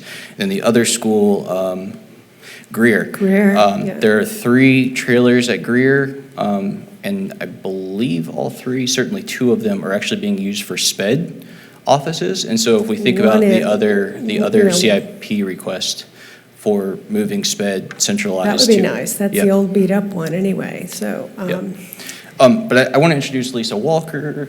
yeah, she's right there. Lisa is the person in our office who put together that elementary school facility condition assessment, and hopefully you get a chance to look at the report and actually review that assessment. It is a lot of work. That is all thanks to Lisa. So to your point about Woodbrook, she's the best person to answer that. Thank you, Lisa. Well, Woodbrook wasn't what I expected this evening, but Woodbrook had a major. You need to do the microphone. I guess Can you hear me? Okay. Yeah, Woodbrook had a major addition in 2017, 2018. They are still crowded. They are not crowded enough that they need an addition yet. I know, but they were measuring for trailers. Yeah, well, Woodbrook has some extenuating circumstances. They've got a lot of kids that have need extra resources. They've got a very high percentage of English as a second language students. They've got high percentages of students who have other resource needs, and so their resource spaces are very challenged right now. So they've got a lot of resource teachers in hallways. They've got them on the stage in the cafeteria. And their classes, by their very nature, are sometimes too big because of the multitude of things that are going on within that classroom at any given time. This just tells us that those enrollment graphs are too gross a measure when you need to measure school by school. Yeah. You really do. Yeah. And Woodbrook has, like I said, has some challenges that other schools don't have. Mm-hmm. You really do have to look at it on kind of a case-by-case basis. We went in this summer and actually put some walls in to separate some classrooms out that I think has been very effective. And that may be helpful to us in the future, if we need to delay adding class sizes to this. I'm sure the redistricting study will also have some impact on that. I hope so. Anything else? No, just generally about trailers. I mean, I noticed that we have a lot of trailers. Unlike when I first got on the school board a decade ago, we had trailers for maybe special ed or offices or maybe music class or PE, but we didn't have all-day classrooms for 5th graders. I mean, and that's the difference I think we have now. We have a lot of classrooms where our elementary school kids are out in the trailers all day long. I mean, they go in for lunch or something, but I think that's not the highest and best goals we should be having. Our goal is to remove all the trailers. That obviously is our long-term goal. Some of the trailers came in during COVID when we were trying to deal with physical distancing. And, those they're still being utilized. I mean, I think, obviously Mountain View has kids in trailers, but, the new school will address that. So, yes, the goal is to eliminate all the trailers. And I agree with what has already been said, that, for instance, at Stony Point, you've got trailers in a lot of these places, trailers that are being utilized as storage facilities and that type of thing, We can get rid of those trailers by also improving the existing footprint of the school without doing major additions. We can reconfigure some interior spaces. Stony Point's old, and it's got a lot of, classrooms that are big classrooms, but not a lot of resource and flex spaces. And so by trying to make some some renovations that address some of Stony Point's needs for the spaces that the actual trailers are being used for now, we should be able to pull those out. They do not have a capacity issue. They have I would say, an efficient use of existing square footage issue that I think can be addressed with the renovations. I'll just do one more comment about trailers. In looking at the Lambs Lane campus as a campus, we have 1, 2, 3 double wides near Greer, and then we have 2 8-classroom, 9 trailer mobile learning cottages behind Albemarle High School. And we must have a dozen all different kinds and unmatched storage sheds all over, around the athletic fields. And this would not be my design if I had a clean sheet of paper to start with. Thank you. Yeah. So as the newbie here, I would say that the long-range planning document was one of the first things that I looked as I put my name forward, and it's humbling. And this one is even more humbling. One of the things I'm asked about overcrowding in schools and about renovation. I always quote, you said, the last school was built over 20 years ago. My son will be 21 in November. He was a student throughout this system, and a new school was never built within his time as a baby, as a K-12 student, or now as a college student.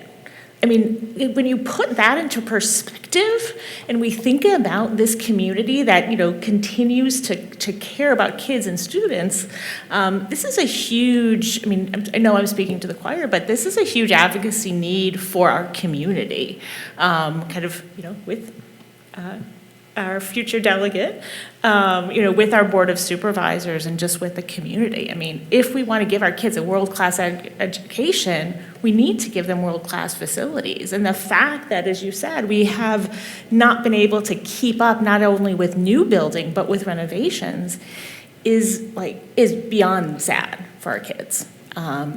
And so, one of the things I think about is how can we continue to get the word out about this is something we have to do.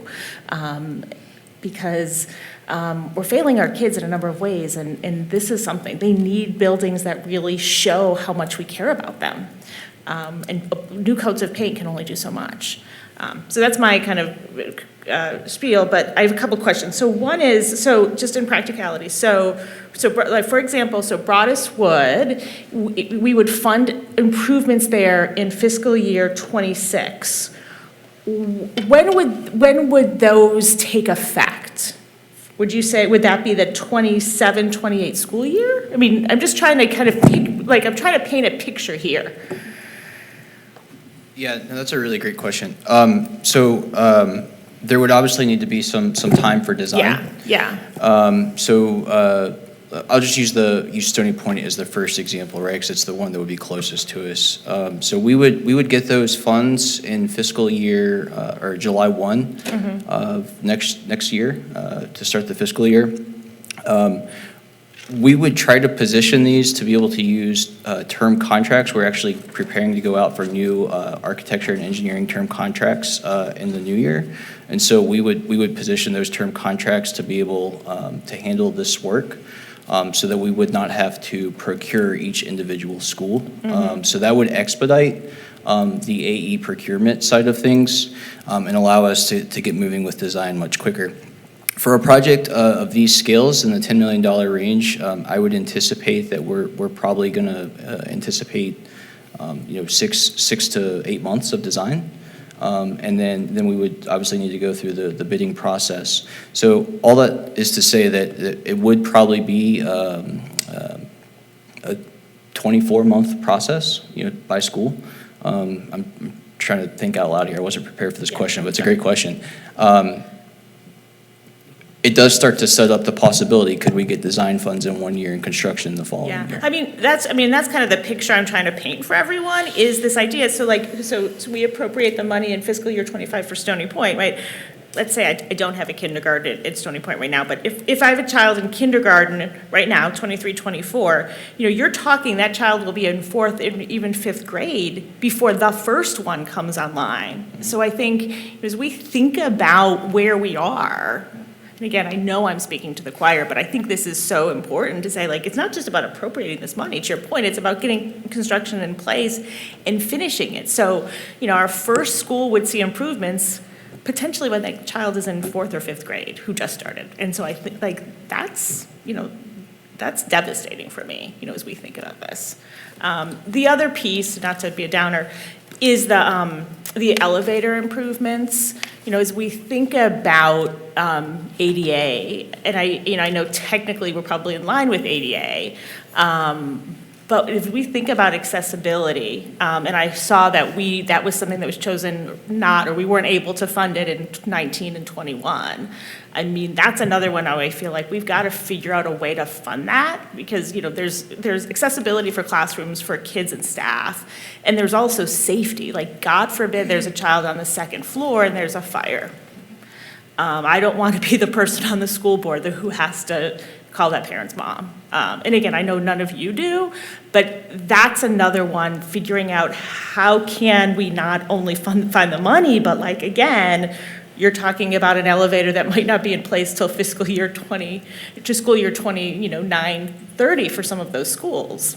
And so that's a lot of time that some kids who have accessibility issues may not be able to get to the art room, which is just devastating, so. Okay, I have a question about the high school renovations. I noticed that at Albemarle and at Western, it would be adding teacher space, career, and technical education space improvements. That's not needed at Monticello?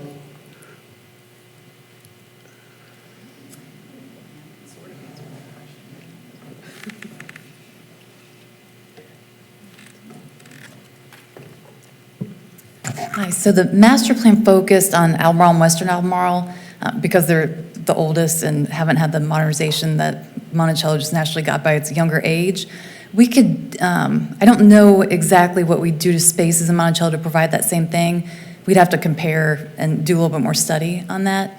But the need for the other two schools was definitely pronounced in the master plan that was produced. Okay.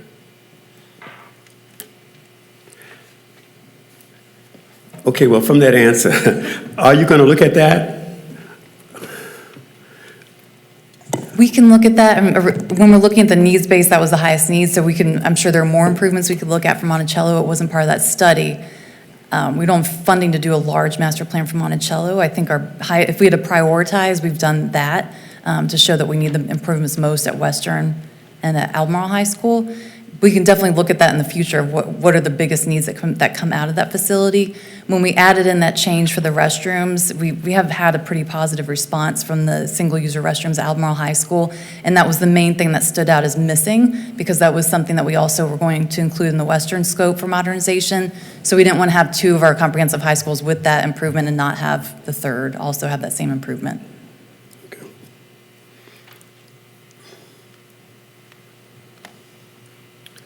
I can add that when you're thinking about equity, when you look at the spaces, I went on a tour of all three high schools just to look at special education spaces about 3 or 4 years ago, to look at lighting issues that a parent had brought to light, no pun intended.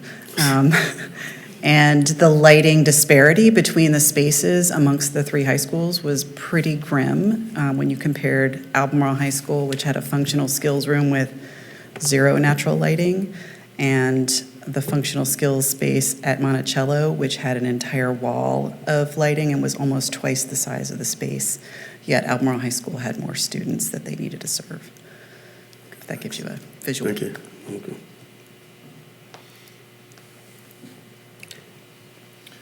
Okay. My other question had to do with Murray Elementary, and that's already been touched on. But I do just want to ask one, and this is just a clarification question, because it's not a gotcha question. I heard, I've been to I was at Murray last spring, and I was there on Monday. And in talking with the two different principals about the trailer in the back, they also talked about the overcrowding in the school. And neither one of them made a comment about any addition. And so, and I'm forgetting who talked about an addition in here. There've been a lot of great speakers up here. And is that in the plan and I've just missed it? Or is it in the planning stages, to bring up at a later point? Yes, and actually, I might go back to the slide if I can.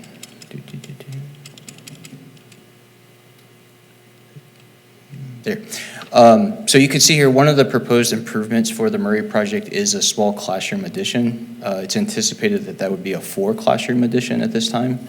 I don't remember the exact numbers, but I think Murray is currently over capacity by like 20 or 30 students. And the other thing is, Murray is an older school, and it is a very tight fit.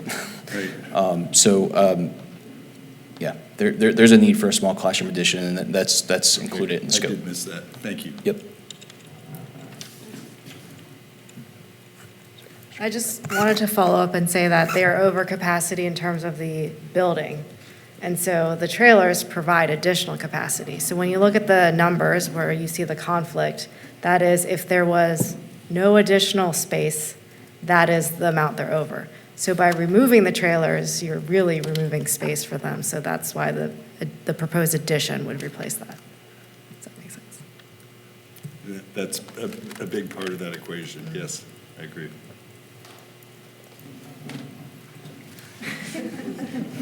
Sorry, I just had one other thought. Specifically about Murray, I mentioned it's a really tight fit. Murray also really lacks in some resource spaces that are available at other schools. So, for example, they don't even have a conference room for their administrative staff right now, where most of our schools, the administrative wing does have a conference room. So there's other resource spaces that they're lacking, that by building that 4-classroom addition, we could then do some interior modifications to give them those resource spaces. At the same time. Yeah, that's right. Good. I just have a question about cost, the Southern Feeder Pattern Elementary School. I mean, I've seen the $40 million cost for the past 2 or 3 years. Do we have an inflation adjustment there? Are we waiting for possible plans? Are we? Yeah, so we made, it's a great question, Dr. Acuff. We made an inflation adjustment to our CIP last year. As you may recall, we had just come through the pandemic and had seen crazy inflation. I think over the 16 to 18 or 18 to 24 month period of the pandemic, it was something like a 20 to 25% inflation. And so we made a huge inflation adjustment to all of our projects last year. I know we haven't talked to the maintenance program, but it's a tangible one because it's an ongoing fund. We saw a pretty big increase there because of that inflation cost. We continue to assume 5% inflation projected to when the bidding will be for all of our projects. I actually was checking earlier today a recent construction outlook report that was through the end of September. The last 12 months, year over year, construction industry has seen about a 4.5% increase. And so our assumption of 5% appears to be holding. I'll also add that 5% annual inflation is the pre-pandemic average inflation for school construction. The U.S. Bureau of Labor and Statistics actually has a producer price index that tracks the cost of school construction. And so we've used that as our metric for tracking school inflationary costs, school construction inflationary costs. So the Southern Feeder Pattern Elementary School estimate of 40.6, that has the 5% built in already. That's correct. Projected out to a bidding of next fall. Thank you. Okay, I have one other question about the SPIT renovations. You mentioned moving some facilities into the Ivy Creek building, and Post High would be one of those, right? Okay, because that would probably be a really great move.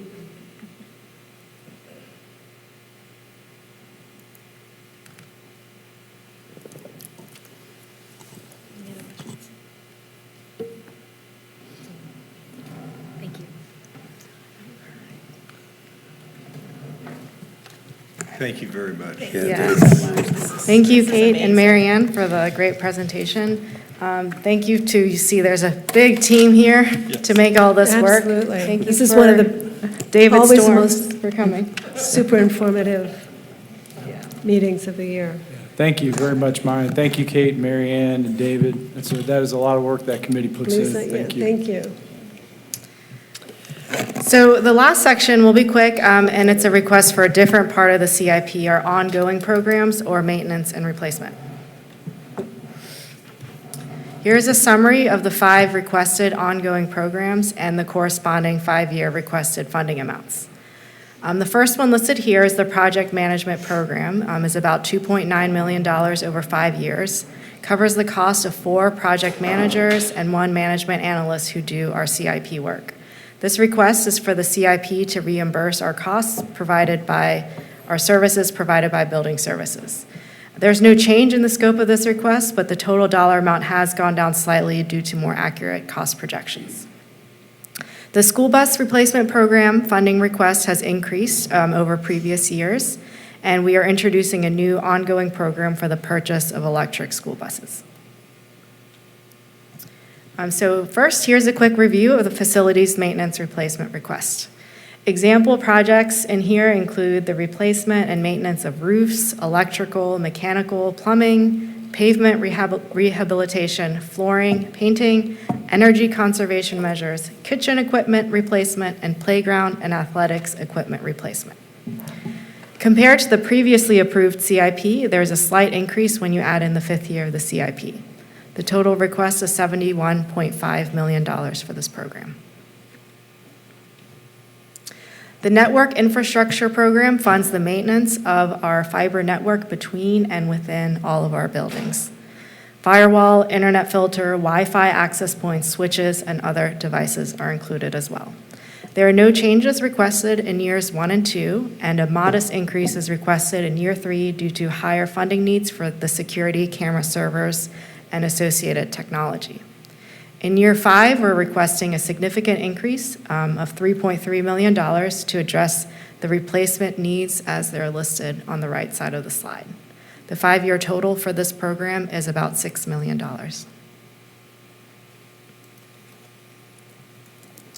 The school bus replacement program provides funding for the replacement of school buses based on a needs-based fleet size and replacement guidelines as outlined in a school board policy.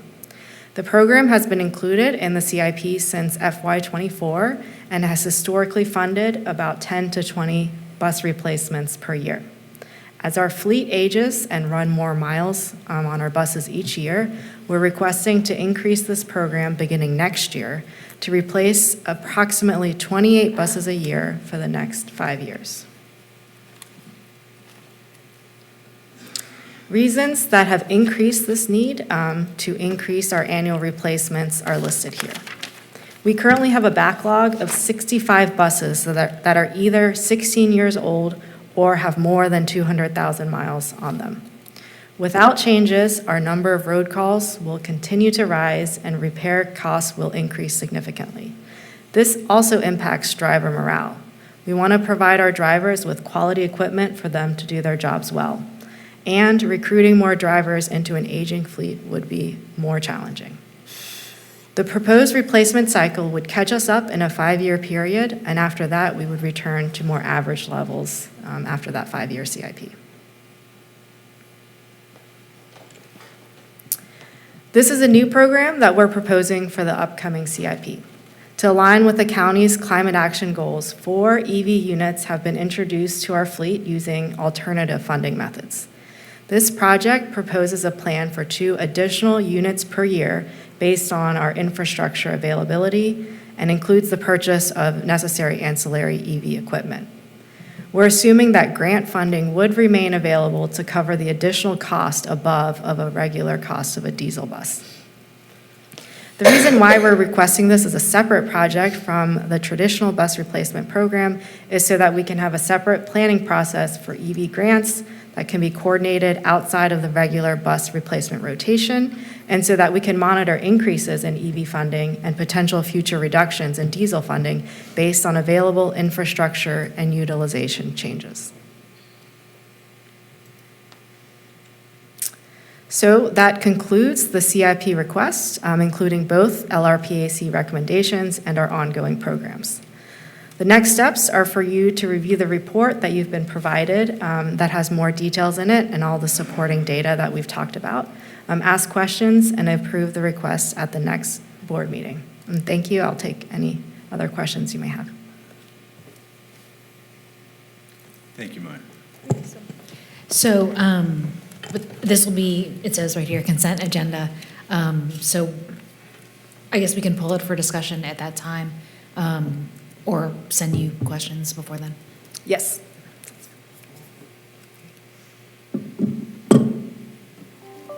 Thank you very much, Maya.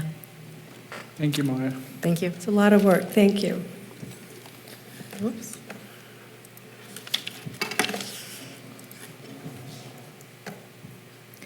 Okay, we're right on schedule for a break, or we have two things that are scheduled to be about 20 minutes total after that. Board members, do you have a preference? Break or go? Break. Break, you're saying? I'd say break. All right, let's break. Great. All right, we'll be back here at 8:40.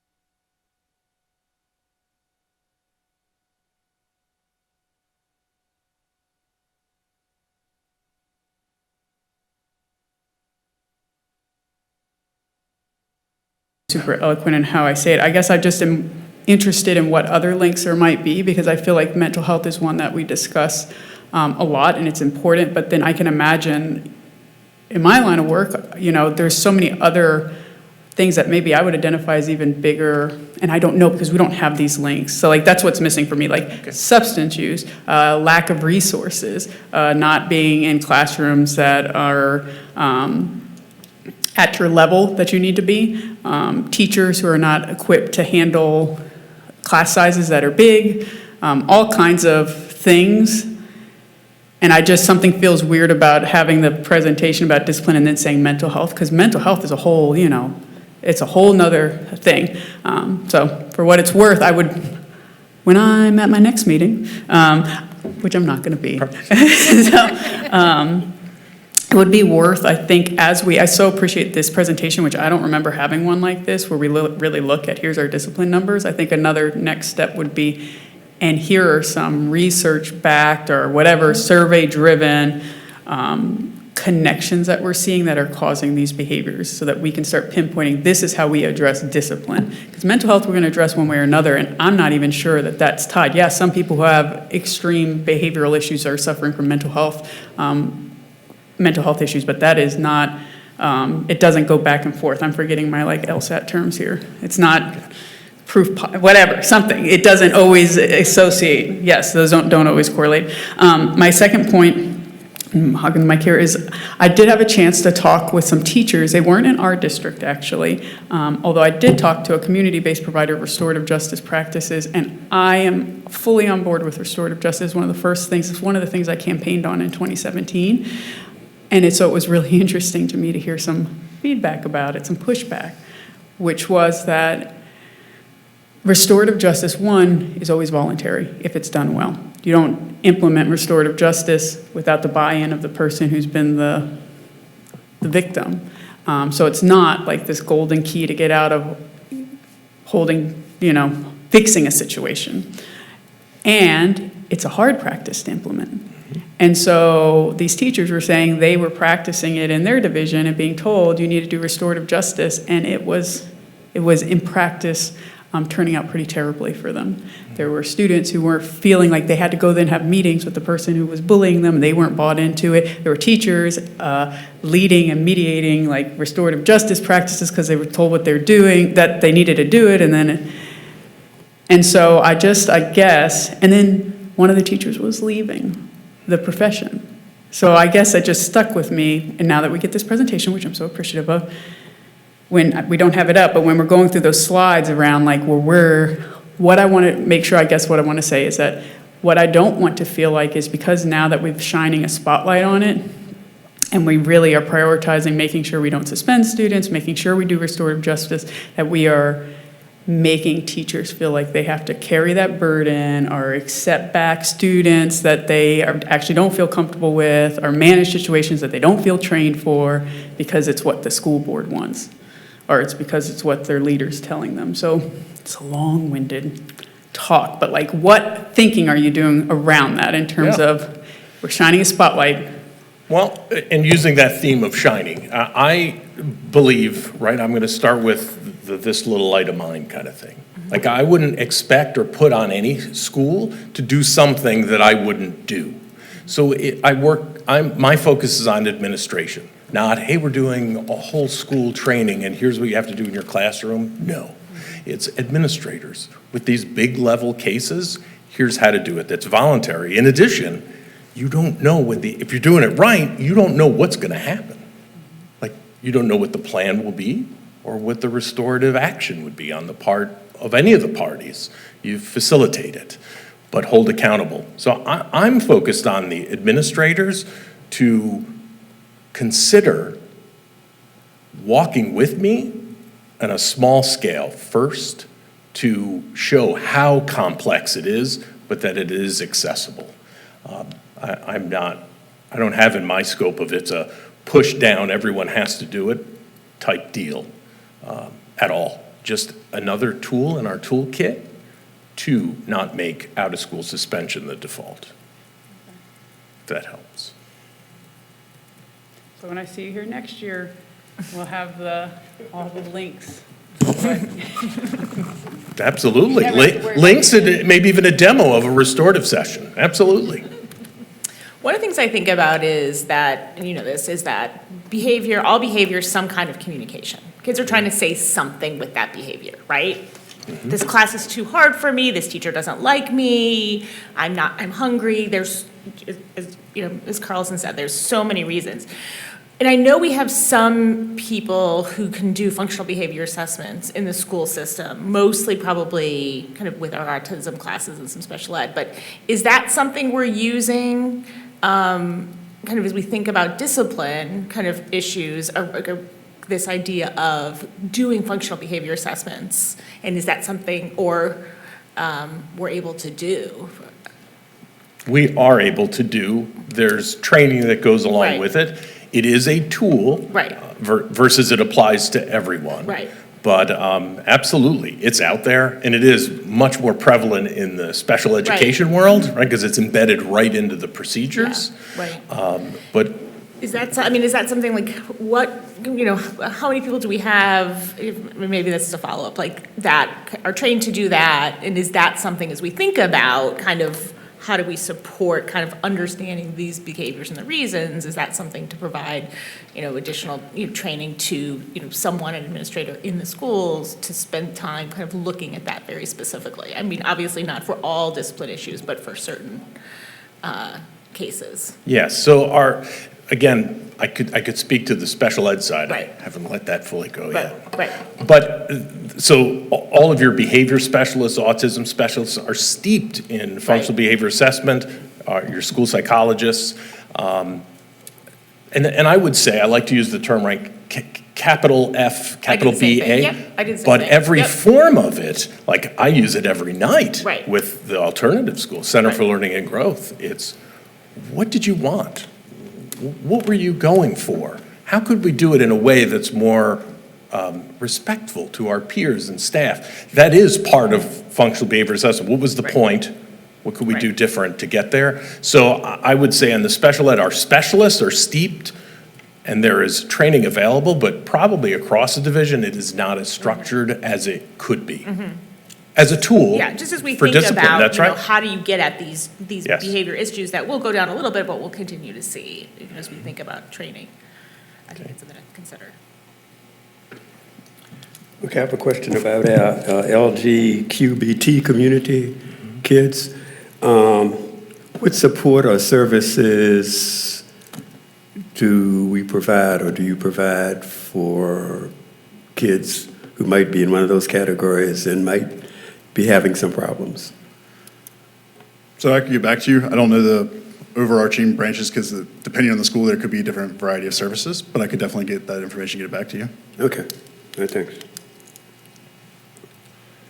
So when I applied to be a student rep on the school board, mental health was one of the things I wrote about as one of the policy issues that are really important for me. Me and my closest friends have all benefited from these programs.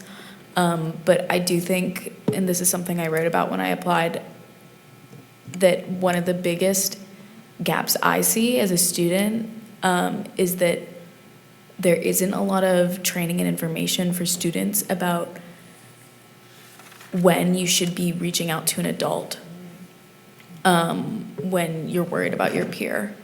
So my question is, have you all looked into mental health first aid training or piloting that in any schools? Yeah, absolutely. And it's a wonderful question. So we have just now gone above the 10% mark for staff within the county that have been trained in mental health first aid, which means that we have the opportunity now where we could offer team mental health first aid, which is exactly what you're asking. So when your peers are suffering with a mental health challenge, what can we do and how do we help them and how do we support them and how do we connect them with an adult? So it is definitely something that we're looking at and I'm very hopeful for the future for that. Awesome, thank you. Miles, I have to tell you that the numbers scare the hell out of me.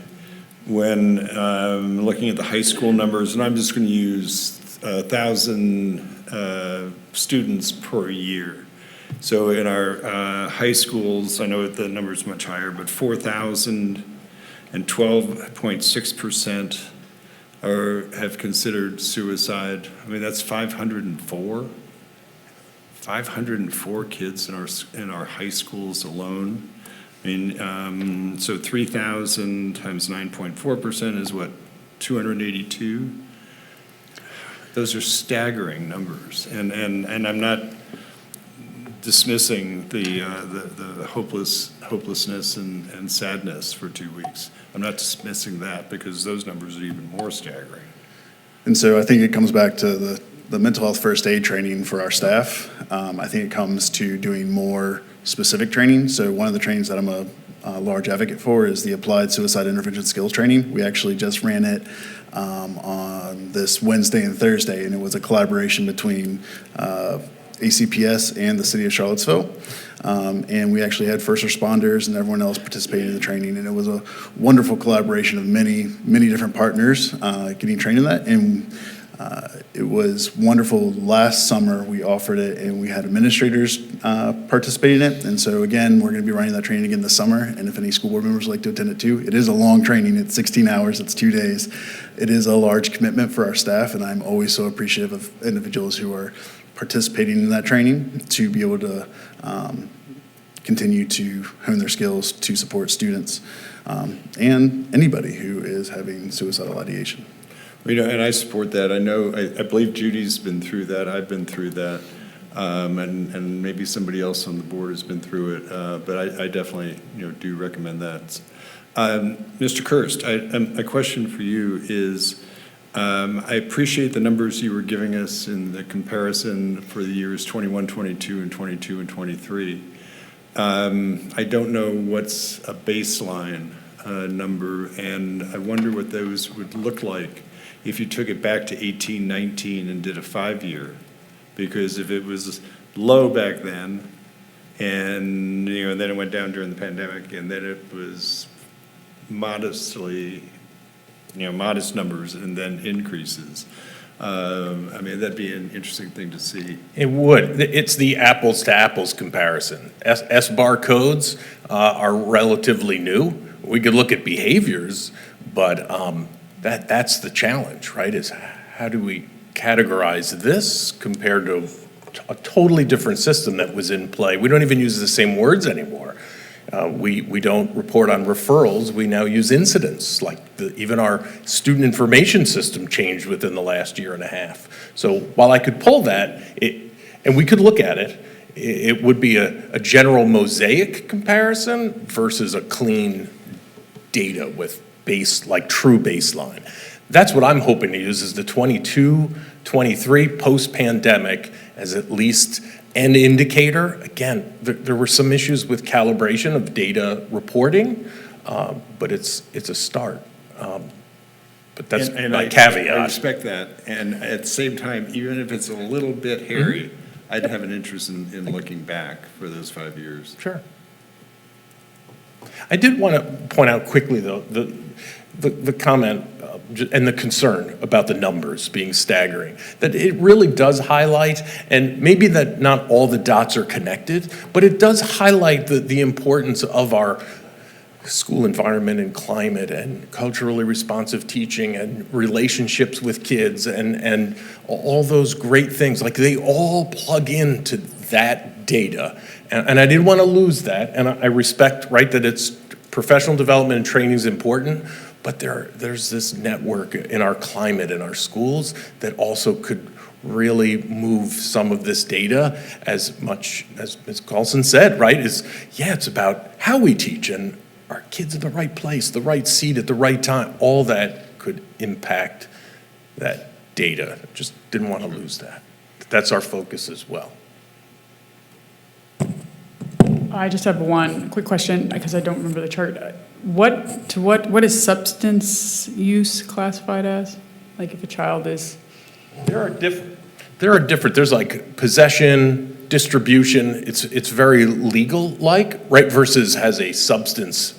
So do you remember them? I just don't have my laptop in front of me. I don't have them all memorized yet.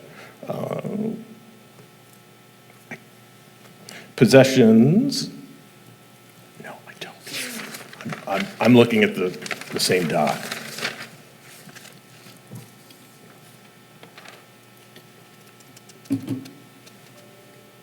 Possession of dangerous instruments, substances is under behaviors that present a safety concern. There are other varying levels of that. But I'm sorry, is there, Nope, that's just, so I can pull this up and see? Yes, within- because I'm curious, just because I heard just recently, I mean, there are definitely, unfortunately, high schoolers have access to drugs, and they do, I'm curious if that's under behaviors that flatline present or safety going concern. up, or, yeah. So we could go line, like, could you pull those 3 lines from our data? Yeah, I'd be curious. Could do that. Yeah, I'd be curious. I spoke to a school social worker that, yes, I'd be curious about that. On the substance-related data, okay? Okay, I just had a couple questions, and I see Nurse Gomez back there, and thank you very much for staying so late. So in the first couple of slides you had, the events are much higher than the number of students. So should we understand from that that students are, involved in more than one incident typically? That is part of the data collection, that's right. Like a fight, let's just pretend, right? A fight over an illegal substance that hurt another member. There could be 3 different SBAR codes for one student, and if multiple students are impacted, it could compound exponentially on an event. That is Right. correct. So it's like a slight overrepresentation, not quite overrepresentation, but just the counting is different. Yeah. I understand that, okay. And then this September, apples to apples to last September, I know that we've talked a lot about absenteeism. I know we're really going after that and sort of roaming the hallsism. I know that has been an issue. Is that part of why the numbers are different? Like, what is your qualitative assessment of why our numbers this year have calmed down a little bit compared with last year? Oh, just in terms of the general SBAR codes? Yeah. I honestly, even qualitatively, whether it's, we have the new norms that are established, people feel confident, the number of staff that have remained, like there are so many different variables, and I have asked, like, why do you think? And there's this sense of, because we know, we went through last year. There are some schools with new administrators last year that are now second-year administrators that have a great handle on it, where they were kind of out of sorts last year. So many variables, but I've been trying to ask. I couldn't land on one. And it's still, the takeaway is, there's still a great need. Yes. But, yeah. Certainly. I would not try to underestimate that. Yeah, but, yeah. In terms of the mental health, Miles, on that pie chart, there was 24,000 school mental health, I guess. So yeah, this is in reference to our school counselors. So part of the state code asks that our school counselors are spending 80% of their time in direct service with students. So we have tried to build in a system that they can actively track their active time, or direct service time with students. There's some variance between the ASCA standards, or national standards, versus what the State Code of Virginia asks. And so these are services where it is in direct service to the student or in consultation for the student. So this would also include parent consultations and those pieces. So like one parent consultation would be one of this 24,000 number? Wow, okay. In terms of that mental health first aid training that Jono and I and possibly others took, are there any staff positions where that's mandatory? Not that I'm aware of. Okay. That's something maybe, I know that it was a long, it's an investment, but I found it to be incredibly helpful. And I would think that, I know that there are a lot of things on people's plates, but I think that one is a good one. And then how has hiring been? I know it's just so hard to hire. So are there still openings? What does that look like? So for our school-based staff, I would say that we are very close to fully staffed. I would say where we are struggling is our contracts with private providers. We originally did a sole source for one provider to try to streamline pieces of getting kids into service, and we have not been able to fulfill that need. So we are continuing to go back to our contract to see if we can do a ranked order of services, so we can bring in multiple providers to get more therapists within to meet the need of services that we're seeing. Thank you very much. Thank you very much, Kevin and Miles. I actually have one quick question about mental health. Are there any resources available for students during the summer? Just because I know that can be a difficult time with kind of a lack of structure. I would have to research it a little bit and get back to you. I would be remiss to name things off the top of my head. All right, thank you. Absolutely. Thank you. Thank you so much. Next, we have our School Health Advisory Board and Nursing update. Thank you, Miles. Thanks, Kevin. I'm going to stick around for a couple minutes. So Eileen Gomez, Coordinator of Nursing and Health Services, is going to join me. I'm going to do a general overview, and then we could work together for questions, if that's okay. For our Nursing and Health Services update, I would like to start with the School Health Advisory Board. So you have that report in front of you, and I just wanted to point, that is a focal point of our work in that we call the group SHAB, School Health Advisory Board, really provides us just invaluable recommendations and guidance with regard to health services in our public schools. And that group is made up of healthcare professionals, including physicians in our community. We are blessed. We are just so fortunate to have such a rich healthcare community that come out and support us and care for how we're working with our kids. And that work during the course of the year, we meet quarterly unless there are special requests or a special event. That we're directed by superintendent of the board, and we'll come together off of that in addition to our quarterly schedule. So I wanted to highlight some of those items that the School Health Advisory Board supported us with this school year, this past school year. One is Noxolone availability training, and this is administering a medical intervention for opioid overdose potentially in our schools. They helped guide some practices there, which includes the training.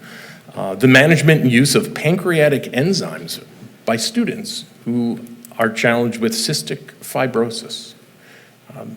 They've also helped us in processing and addressing continued mental health needs and services in our public schools and in our community.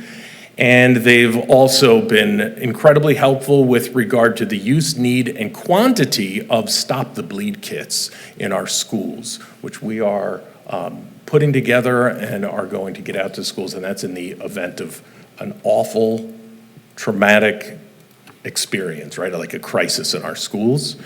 And then also helping us to work with underserved populations in our community, specifically with regard to vision and dental care, as well as access to sports physicals. So collaborating with our community partners to deliver services for our students. That's just a general overview, just a highlight of what's in your report. In addition to our update, so I don't know if there were questions about School Health Advisory Board before I get off of that topic. Or we could do that at the end.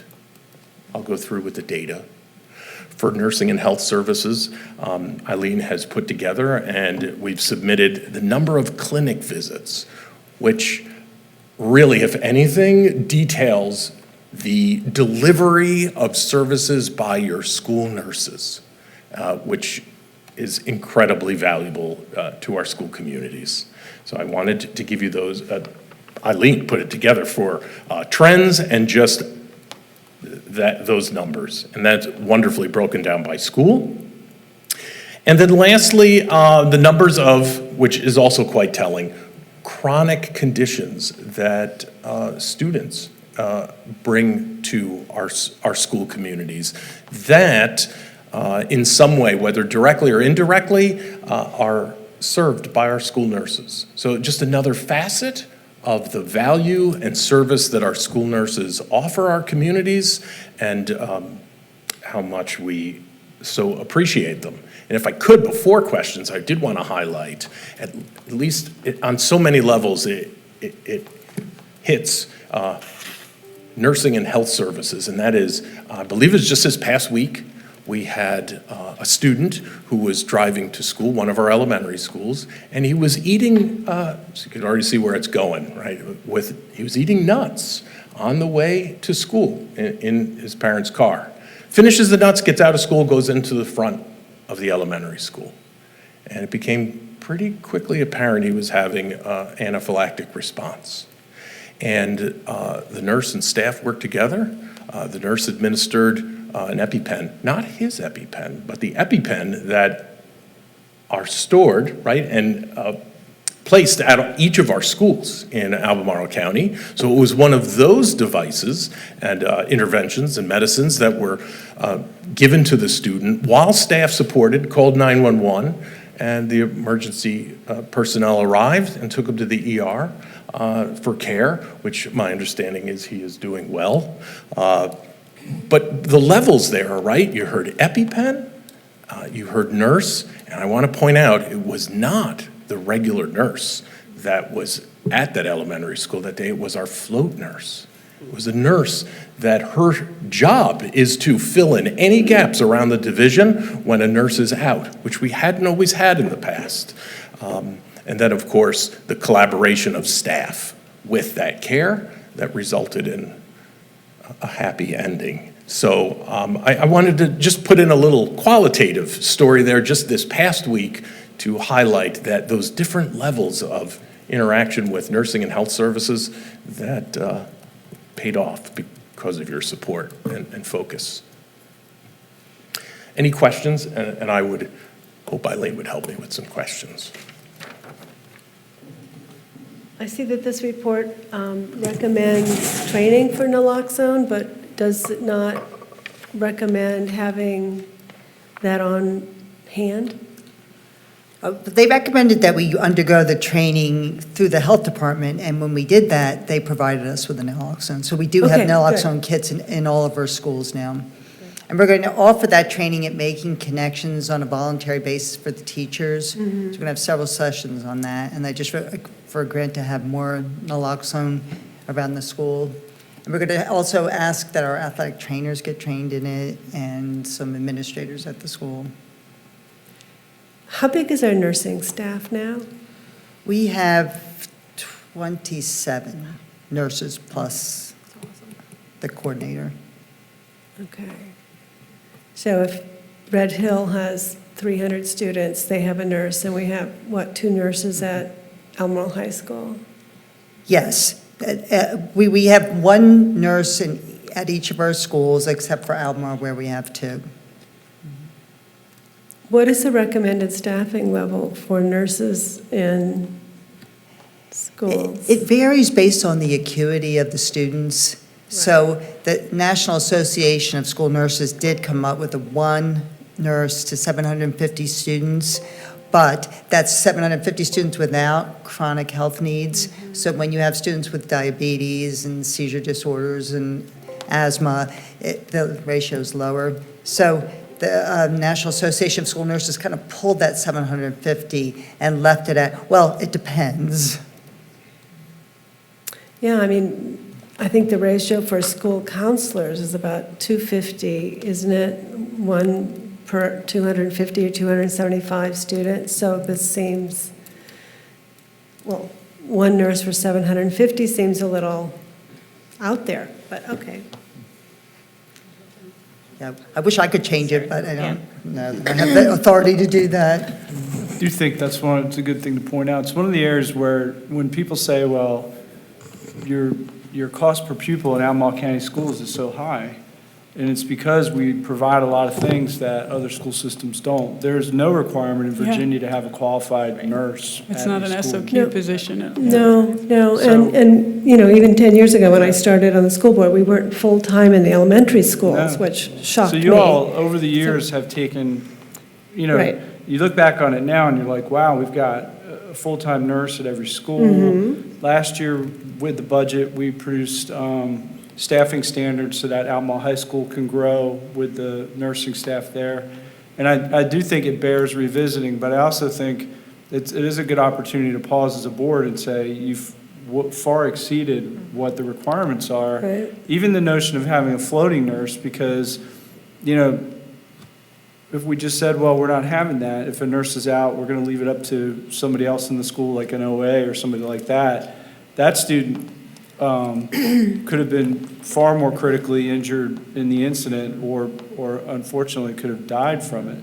So the steps you've taken as a board are impactful, and I know that was a crisis, but it demonstrates the impact of the decisions you've made. I mean, I think it's a critical piece to support thriving students is to have that. And even something like Center 2, where we're going to have 400 students in that building on a daily basis, we may have to increase your staff you supervise, Eileen. I think it would also be helpful if all these special ed programs were together and they could have one nurse for that. It would be helpful as well. I also want to thank you for your wonderful decisions on the appointees that you've made to the School Health Advisory Board.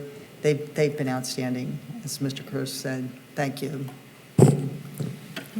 Thank you for all you do. I have one question Do you want to hear about COVID? Anybody? No. I was just trying to schedule my booster. I'm just going to tell you that we did have several cases reported in the beginning of the year, but we've, quickly just tell you that we went from the first week of school, we had 69, second week we had 103, third week 45. We dropped this last week, it was just 14. So we're happy about that. We're expecting probably that when the weather gets colder and we have holiday time, they'll probably go up again. But for now, we're pretty happy that we're down to a manageable level. I have a question about the opioid abuse. What is the policy around disclosure to parents? This randomly came up. I'm just curious.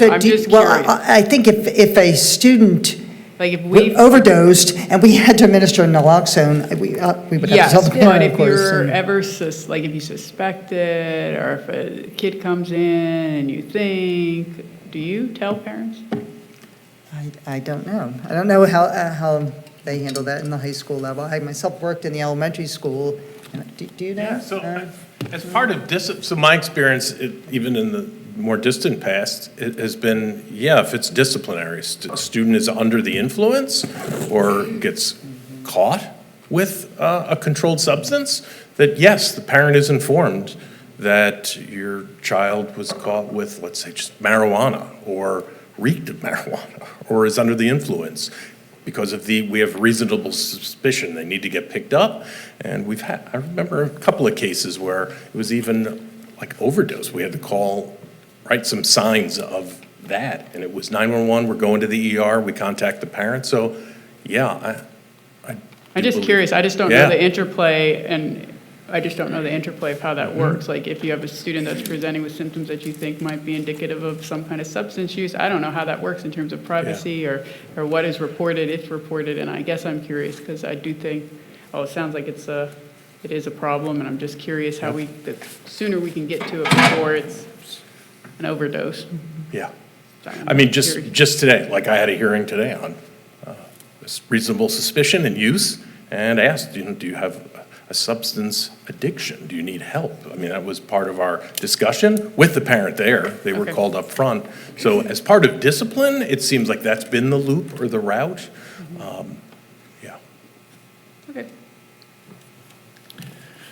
I don't think we've had any opioid overdoses in the schools. We have had, over the years, marijuana and the tranquilizers. But luckily, so far, not that. But as we know, fentanyl is laced in a lot of drugs now. So somebody who might be thinking that they're getting a tranquilizer might actually get opioids. That's something you have to be concerned about.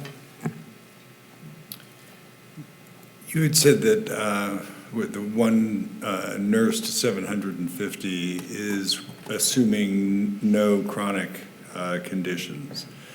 I have no idea what the number of chronic conditions students in this division, but my question is, based on your knowledge of that, how many nurses should we have? That is a good question. Actually, the chronic conditions, we have those in your packet there, but it's funny how they're distributed. Sometimes an elementary school, well, Broadus Wood, it's a small elementary school, but I think have 2 students with diabetes right now. And so it's unpredictable, really, what chronic conditions you're going to have at your schools. I would say that I would like it if we could have an additional nurse in each of the comprehensive high schools, and then on those times that we're short a nurse, if we could rotate, if we could do some more rearranging of the staffing. So I would like to have a nurse in every building, and then extras that would be doubled up in the larger schools, but then could rotate out to some of the other schools if there are absences. Because right now, if we don't, if the floater nurse is occupied and another nurse has an absence, we do have some substitute school nurses, but we have a pretty big pool of them, but they're not that available. So sometimes we do have days where there's a school without a nurse. So I would like to try to avoid that if I could. So am I hearing you're talking about another 2 for the Yes. the comprehensive? Yes. Okay, got it. Thank you. And actually, if we were trying to do this in a sequential, stepwise fashion, I would say that a second floater would be my something that I would ask for first, and then that additional nurse for each of the 2 comprehensive high schools. And I did want to throw in another number. I was wondering how this was going to go, but after the pandemic, I did an immunization audit, and I see that we have only 1.2% of our students who have a religious exemption to immunizations. So our immunization rates are higher than they were prior to the pandemic for the school-required vaccines. It's good news. That is good news. Are you expecting an RSV spike also during this winter? In the years before the pandemic, we didn't really track that, because a lot of times with RSV, with the older kids who are not babies or older adults, they were cold symptoms. So yes, we probably will. We'll probably still have that, but they didn't even use the test for that. But cold and flu seasons, we'll have RSV, we'll have COVID, and we'll have flu. I am expecting that. And are you, it sounds like we are fully staffed with the amount of staff that we have. Is that correct? Or is it hard to hire for that? Yes, except that there is a student coming into Burley who has pretty extreme health needs, and they're going to have a one nurse with that student, and that nurse has not yet been hired. Okay. Are those typically difficult to hire positions? Yes, I would say so, yeah. Okay, thank you so much. You're welcome. Thank you. And thank you for all your support. Okay. Next, we have other business by board members or superintendent. I see our superintendent has left. Yeah, Matt had to step out, but he did not have any further business. Okay. I would just like to raise the issue of the student creativity grants that I sent email to my colleagues on the school board. You all know, but I applied for a BAMA grant, BAMA Works Fund grant in the spring for a student creativity grant. I applied for $10,000, I got funded for $4,000, and what I would like to ask my colleagues on this board is to use some of the money in our school board fund, to match that, and additionally to provide some funding for student stipends, because the way this grant was, I developed this grant, and what CACF liked about the grant was that we were going to engage students to help craft the grant protocol, review the grants, and then do follow-up with that. And we were going to start with students who may have applied to be on the school board but did not get on, but we could certainly try to enlist Opal as well to do this grant. So my request would be, Christine Thompson did check with our finance department. We have sufficient resources, and Matt Haas was the person to suggest this. So I would like to ask for support to go forward on this. Yeah, sounds good. We don't need a formal vote or anything, do we? Do we need I a don't vote? know. We probably need a vote. Let's do a vote. Yeah. So, do you want to make a motion, Kate? I move that we divert $6,000 total, up to $6,000 from our school board fund to match the BAMA award, as well as fund up to 10 student interns for this. Second. Moved by Dr. Acuff, seconded by Mr. Alcaro. I think we could just do a voice vote on this. Sure. All in favor? Aye. Any opposed? No? Okay. So moved. Thank you, Kate. I will keep you posted. Thank you. Thank you. I know it's late, but I just wanted to mention that last week I went to the Newcomer Learning Community. This was an email that we all got. These are people who are students who are new to our country, and it's over at the Boys and Girls Club. I think there are 50 students there now, and I think they have room for 70. I might have those numbers a little bit off, but it was very interesting to me. They have 4 staffers there, and they are working English learning and subjects throughout the day until, I think, 2, and then they go. Is it across the age spectrum? It is 6 through 12. It's a very interesting program, and we supported it this year, and so I highly recommend anyone go over there. They do a morning activity, and that was what I was a part of, and a big part of what they're trying to show the students is that they are part of the community, so they want other members of the community to come in and say, hey, we're part of this community together. So I found it really inspiring, so I suggest everyone go. And also check out the Boys and Girls Club. I got a nice tour of it afterward, and it's quite impressive. Where is the program located? It's at the Boys and Girls Club. It's on the Lambs Lane campus. And it's, if you do a search for newcomer in the emails, Carrie, I can't remember her last name, Richardson, is the one who runs it. And I know she would love to have people in. So that's all I have. Any other business? No? All right. Meeting adjourned. Good thing.